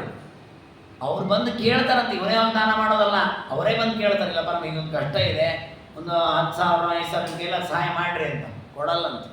ಅಲ್ಲ, ಯಾಕೆ ಅವ್ರ ಇಲ್ಲ ಕಾಣತ್ತೆ ಅಂದರೆ, ವಿದ್ಯಮಾನೇಪ್ಯ ಬುದ್ಧಯ, ತಮ್ಮ ಹತ್ರ ಬೇಕಾದಷ್ಟಿರುತ್ತೆ. ಏನೋ ಕಷ್ಟ ಅಂತ ಬಂದು ಕೇಳ್ತಿರ್ತಾನೆ, ಹೋಗ್ಲಿ ಬಿಡು, ನನ್ನ ಕೈಲಾದ ಸಹಾಯ, ನಿಂಗೀಗ ಒಬ್ಬನಿಗೆ ₹1,00,000 ಬೇಕಾಗಿದೆ, ಅಷ್ಟು ಕೊಡೋ ಸಾಮರ್ಥ್ಯ ನಮಗಿಲ್ಲ, ಆಯ್ತು ಕೊಡೋಣ, ಒಂದು ₹50 ಕೊಟ್ಟು ಕಳಿಸ್ಲಿಕ್ಕಾಗಲ್ಲ ನಮ್ಮ ಕೈಯಿಂದ.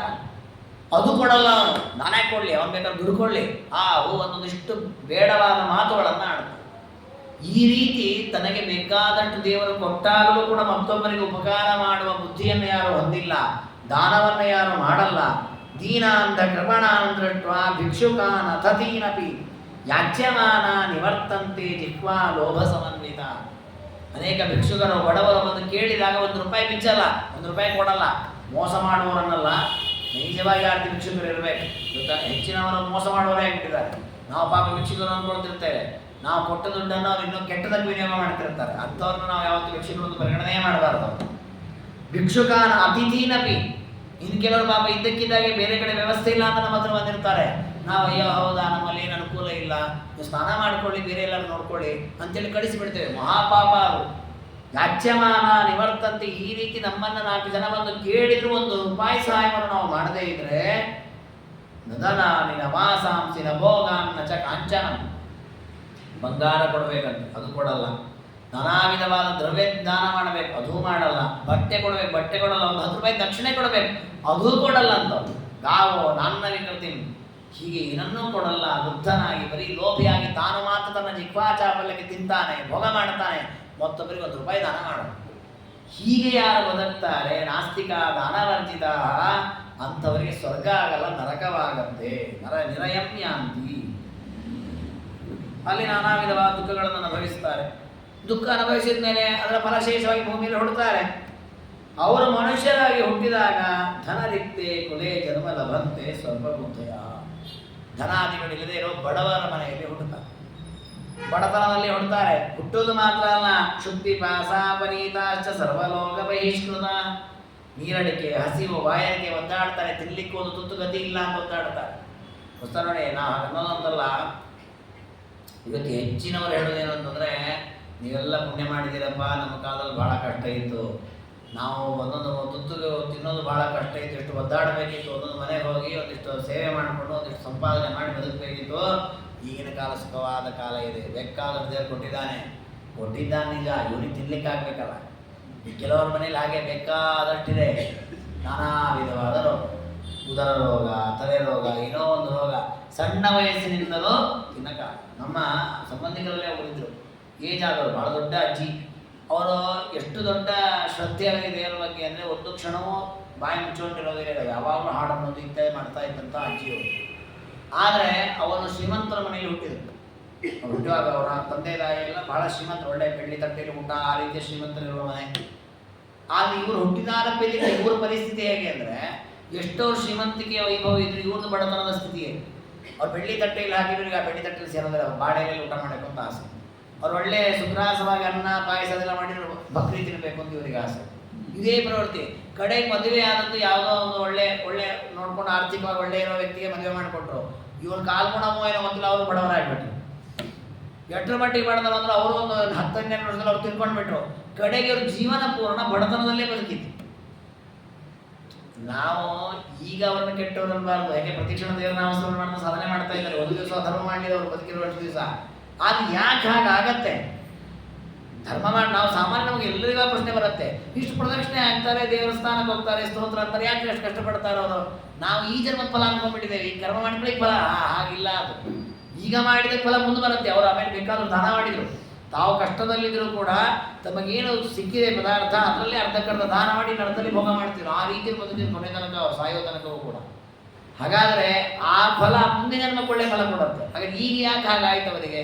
ಹಿಂದಿನ ಜನ್ಮದಲ್ಲಿ ದಾನ ಮಾಡದೆ ಇದರ ಪ್ರಭಾವ ಇದ್ದಾಗ ಆಗುತ್ತೆ. ಹಾಗಾಗಿ ಹೇಳ್ತಾರೆ, ಯಾರೆಲ್ಲ ದಾನ ಮಾಡದೆ ಜೀವನವನ್ನು ಕಳೆದಿದ್ದಾರೆ ಅಂಥವರು ಕ್ಷುತ್ಪಿಪಾಸ ಪರೀತಾಶ್ಚ ಸರ್ವಲೋಕ ಬಹಿಷ್ಕೃತ. ಹಸಿವು, ಬಾಯಾರಿಕೆಯಿಂದ ಬಳಲ್ತಾರೆ. 4 ಜನ ನಮ್ಮನ್ನು ಮೆಚ್ಚಬೇಕು ಅಂತ ಆಸೆ ಪಡ್ತಾರೆ, ಯಾರು ಅವನ್ನ ಇಷ್ಟಪಡಲ್ಲ. ಅಯ್ಯೋ ಇವನ ಅಂತೆಲ್ಲ ತಿರಸ್ಕಾರ ಮಾಡ್ತಾರೆ. ನಿರಾಶಾ ಸರ್ವಭೋಗೇಭ್ಯೋ ಜೀವಂತ್ಯಾಧರ್ಮ ಜೀವಿ. ಜೀವನ ಪೂರ್ಣ ಹೀಗೆ ಕಳಿಬೇಕಾಗುತ್ತೆ. ಹಾಗಾಗಿ ಇದರ ಪ್ರಭಾವ ಏನು? ದಾನ ಮಾಡದೆ ಇದ್ದದರ ಪ್ರಭಾವ. ಇದನ್ನು ನೋಡುವಾಗ ನಮ್ಗೆ ಅನಿಸೋದೇನೆಂದರೆ, ನಾವು ಎಷ್ಟು ಭೋಗ ಮಾಡ್ತೀವೋ ಬಿಡ್ತೀವೋ, ದಾನ ಅಂತ ಒಂದು ಮಾಡಬೇಕು. ಹಾಗೆ ಮುಂದಿನ ಜನ್ಮವು ಚೆನ್ನಾಗಿರುತ್ತೆ. ಅಂದರೆ ಅದಕ್ಕೆ ನಾವು ಏನು ಮಾಡ್ಬೋದು? ಬುದ್ಧಿವಂತರಾದರೆ ನಾವು ಅದೇ ರೀತಿ ಮಾಡ್ತೇವೆ. ಹೆಚ್ಚಿನವರು ಏನು, ದಾನವನ್ನು ಮಾಡೋಣ, ಭೋಗವನ್ನು ಮಾಡೋಣ. ಹೇಗೋ ಭಾಗ ಮಾಡ್ಕೊಳ್ಳಿಕ್ಕೆ ಬಂದೇ ಬರುತ್ತೆ. ಅಷ್ಟು ಧನವನ್ನೇನು ದಾನ ಮಾಡೋದು ಶಾಸ್ತ್ರ ಹೇಳಿಲ್ಲ. ಒಂದಿಷ್ಟು ದಾನ ಮಾಡೋಣ, ಕೈಲಾದದ್ದನ್ನು.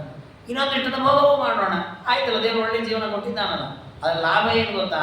ನಾವಿಲ್ಲಿ ಎಷ್ಟು ಭೋಗವೇ ಮಾಡಲಿ ಅದರಿಂದ ಏನೂ ಬರಲ್ಲ. ಇಲ್ಲಿ ಎಷ್ಟು ದಾನ ಮಾಡ್ತೀರೋ 4 ಜಾಸ್ತಿ ದೇವರು ನಮ್ಮನ್ನು ಮುಂದಿನ ಜನ್ಮದಲ್ಲಿ ಕೊಡ್ತಾನೆ. ಈಗ ನಾವು 1000 ರೂಪಾಯಿ ದಾನ ಮಾಡಿದ್ರು ಮುಂದೆ 1,00,000 ಸಂಪಾದನೆ ಎನ್ನುವಂತಹ ಸಂಪಾದನೆ ಆ ಕೆಲಸವನ್ನು ನಮಗೆ ಕೊಡಿಸ್ತಾನೆ ದೇವರು. ಹಾಗಾಗಿ ದಾನವನ್ನು ಮಾಡುವುದಕ್ಕೆ ಬಹಳ ಮಹತ್ವ ಇದೆ. ಅನೇನ ಕರ್ಮಣಾದೇವಿ ಭವಂತಿ ಅಧ್ಯಯನವನ್ನರಾಹ. ಹೀಗೆ ಯಾರೆಲ್ಲ ದಾನ ಮಾಡಿಲ್ಲ ಅವರು ಕ್ಷೀಣ ಕುಲದಲ್ಲಿ ಹುಡ್ತಾರೆ. ಅಪರೇ ಸ್ತಂಭಿನೋ ನಿತ್ಯಂ ಮಾನಿನಃ ಪಾಪತೋರತಃ ಆಸನಾರ್ಹಸ್ಯ ಯೇ ಪೀಠಂ ನ ಪ್ರಯಚ್ಛಂತ್ಯಚೇತಸಃ ಮಾರ್ಗಾರ್ಹಸ್ಯ ಚ ಯೇ ಮಾರ್ಗಂ ನ ಯಚ್ಛಂತ್ಯಲ್ಪಬುದ್ಧಯಃ ಪಾದ್ಯಾರ್ಹಸ್ಯ ಚ ಯೇ ಪಾದ್ಯಂ ನ ದದಾತ್ಯಲ್ಪಬುದ್ಧಯಃ. ಇನ್ನು ಕೆಲವು ಪಾಪಗಳನ್ನು ಮಾಡ್ತಾರಂತೆ. ಮಾರುತದೇವರೇ ಉಲ್ಲೇಖ ಮಾಡ್ತಾರೆ, ಏನು ಕೇಳಿಲ್ಲ, ಅವರೇ ಹೇಳ್ತಾರೆ ಕೆಲವರ ದುಷ್ಟಚರ್ಯಗಳು ಹೇಗಿರುತ್ತವೆ. ಅಪರೇ ಸ್ತಂಭಿನೋ ನಿತ್ಯಂ, ಗರ್ವ ಪಡೋದು, ಯಾವಾಗ ನೋಡಿದ್ರು ಅಹಂಕಾರ ಪಡೋದು. ನಾನು ಮಾಡಿದೆ, ಅವ್ರು ಯಾರಿಗೆ, ಅವ್ರಿಗೇನು ಬರುತ್ತೆ, ನನಗೆ ಬರುವಷ್ಟು ಯಾರಿಗೆ ಬರುತ್ತೆ, ಅವ್ರದ್ದೇನು ಚೆನ್ನಾಗಿದೆ, ನಾನು ನೋಡಿ ಹೇಗೆ ಮಾಡಿಸಿದೆ ಕಾರ್ಯಕ್ರಮ, ಹೌದಾ, ಅವ್ರ ಅಡಿಗೆ ಏನು ಚೆನ್ನಾಗಿದೆ, ನಾನು ನೋಡಿ ಹೆಂಗೆ ಅಡಿಗೆ ಮಾಡಿಸಿದೆ, ಏನೇ ವಿಷಯ ತಗೊಳ್ಳಿ ನಂದು ನಾನು ಮಾಡಿದ್ದು ದೊಡ್ಡದು ಅಂತ ಗರ್ವ ಪಡ್ತಾ ಇರ್ತಾರೆ. ಪಾಪತೋರತಃ, ಇನ್ನು ಪಾಪಕರ್ಮಗಳನ್ನೇ ಮಾಡ್ತಿರ್ತಾರೆ ನೋಡಿ. ಇದೊಂದು ವರ್ಗ, ಅಹಂಕಾರ ಪಡೋ ವರ್ಗ ಒಂದು. ಇನ್ನು ಕೆಲವರು ಅಹಂಕಾರ ಪಡುವಂತ ಬರೀ ಪಾಪಕರ್ಮಗಳನ್ನೇ ಮಾಡ್ತಿರ್ತಾರೆ. ಇನ್ನು ಕೆಲವರು ಇರ್ತಾರೆ ಆಸನಾರ್ಹಸ್ಯ ಯೇ ಪೀಠಂ ನ ಪ್ರಯಚ್ಛಂತ್ಯಚೇತಸಃ. ಕೆಲವರು ಆಸನದಲ್ಲಿ ಕುಳಿತುಕೊಳ್ಳಿಕ್ಕೆ ಅರ್ಹರಾದವರು ಇರ್ತಾರೆ, ಅಂದರೆ ಯೋಗ್ಯರಾದ ಸ್ಥಾನಮಾನ ಹೊಂದಿರತಕ್ಕ ವ್ಯಕ್ತಿ. ಅವರಿಗೆ ಆಸನವನ್ನೇ ಕೊಡೋಣ, ಅವ್ರಿಗೆ ಅವಮಾನ ಮಾಡೋದು ಬೇಕು ಅಂತ. ಅವ್ರು ಬಂದಾಗ ಆಸನವೇ ಇಲ್ಲ ಅಂತ ಹೇಳ್ಬಿಡೋದು, ಅಥವಾ ಅಲ್ಲೆಲ್ಲರೂ ಕೂತ್ಕೊಳ್ಳಿ, ಎಲ್ಲರೂ ಹಿಂದೆ ಜಾಗದಲ್ಲಿ ಕೂತ್ಕೊಳ್ಳಿ ಅಂತ ಹೇಳ್ಬಿಡೋದು. ಹೊಸ ಅವ್ರ ಮುಂದೆ ಕೂತ್ಕೊಳ್ಳಿ ಅರ್ಹರಾದ ವ್ಯಕ್ತಿ, ದೊಡ್ಡ ವ್ಯಕ್ತಿ, ಅದು ಬೇಕಂತ ಅವ್ರನ್ನ ತಾತ್ಸಾರ ಮಾಡಬೇಕು ಅಂತ ಭಾವನೆ. ಇದೆಲ್ಲ ಪಾಪ ಸಾಧನ. ಯಾರನ್ನ ಎಲ್ಲಿ ಕೂಡಿಸ್ಬೇಕು ಅಂತಿದೋ ಅಲ್ಲೇ ಕೂಡಿಸ್ಬೇಕು. ಇದನ್ನೇ ಆಚಾರ್ಯರು ಹೇಳ್ತಾರೆ, ದೇವರನ್ನ ಆರಾಧನೆ ಮಾಡುವಾಗ ಯಾರನ್ನ ಎಲ್ಲಿ ಉಪಾಸನೆ ಮಾಡಬೇಕು ಅಂತ ಶಾಸ್ತ್ರ ಹೇಳಿದೆ ಅಲ್ಲೇ ಉಪಾಸನೆ ಮಾಡಬೇಕು, ವ್ಯತ್ಯಾಸವಾಗಿ ಮಾಡಬಾರದು. ಉಚ್ಚರಾದವರನ್ನ ನೀಚರಾಗಿ ಉಪಾಸನೆ ಮಾಡೋದು, ನೀಚರಾದವರನ್ನ ಉಚ್ಚರಾಗಿ ಉಪಾಸನೆ ಮಾಡೋದು ಮಹಾಪಾಪ ಸಾಧನ. ಅದಕ್ಕೆ ಆಚಾರ್ಯ ಹೇಳಿದ್ದು ನೋಡಿ, ಬ್ರಹ್ಮದೇವರು ಅನವರತ ಪರಮಾತ್ಮನ ಪಾದವನ್ನ ಪೂಜೆ ಮಾಡ್ತಾ ಪರಮಾತ್ಮನ ದಾಸರಾಗಿ ಪ್ರತೀಕ್ಷಣವನ್ನು ಅನುಗ್ರಹದಿಂದ ಸತ್ಯಲೋಕಾಧಿಪತ್ಯ ಮಹತ್ತತ್ವದ ಅಭಿಮನ್ಯ ಇದೆಲ್ಲ ಪಡ್ಕೊಂಡದ್ದು. ಅಂತಹ ಬ್ರಹ್ಮದೇವರನ್ನು ವಿಷ್ಣುವಿನ ಸಮಾನವಾಗಿಟ್ಟರೆ ತಪ್ಪಲ್ವಾ ಇದು? ಆಸನ ಅರ್ಹರೇ ಅಲ್ಲ, ಸ್ಥಾನಕ್ಕೆ ಅವರು ಅರ್ಹರಲ್ಲ, ಅಳಿತುಕೊಂಡವರನ್ನು ಕೂಡಿಸಿಬಿಟ್ರೆ ಮಹಾಪರಾಧವಾಗಿದೆ. ಹಾಗಾಗಿ ಆಚಾರ್ಯ ಹೇಳಿದ್ರು, ಯಾರನ್ನ ಎಲ್ಲಿ ಕೂಡಿಸ್ಬೇಕು, ಎಲ್ಲಿ ಪೂಜೆ ಮಾಡಬೇಕು, ಎಷ್ಟು ಗೌರವ ಕೊಡಬೇಕು ಅಂತ ಶಾಸ್ತ್ರ ಹೇಳಿದೆ, ಅದಕ್ಕೆ ತಕ್ಕ ಹಾಗೆ ಗೌರವ ಕೊಡಬೇಕು. ಅಯೋಗ್ಯರಿಗೆ ಯೋಗ್ಯವಾದ ಸ್ಥಾನ ಕೊಡುವುದು ತಪ್ಪು, ಯೋಗ್ಯರಾದವರಿಗೆ ಯೋಗ್ಯ ಸ್ಥಾನ ಕೊಡದೇ ಇರುವುದು ತಪ್ಪು. ಅದಕ್ಕೆ ಮಾರುತದೇವರಂತಾರೆ, ಆಸನ ಅರ್ಹಸ್ಯ ಯೇ ಪೀಠಂ ನ ಪ್ರಯಚ್ಛಂತ್ಯ ಚೇತಸ.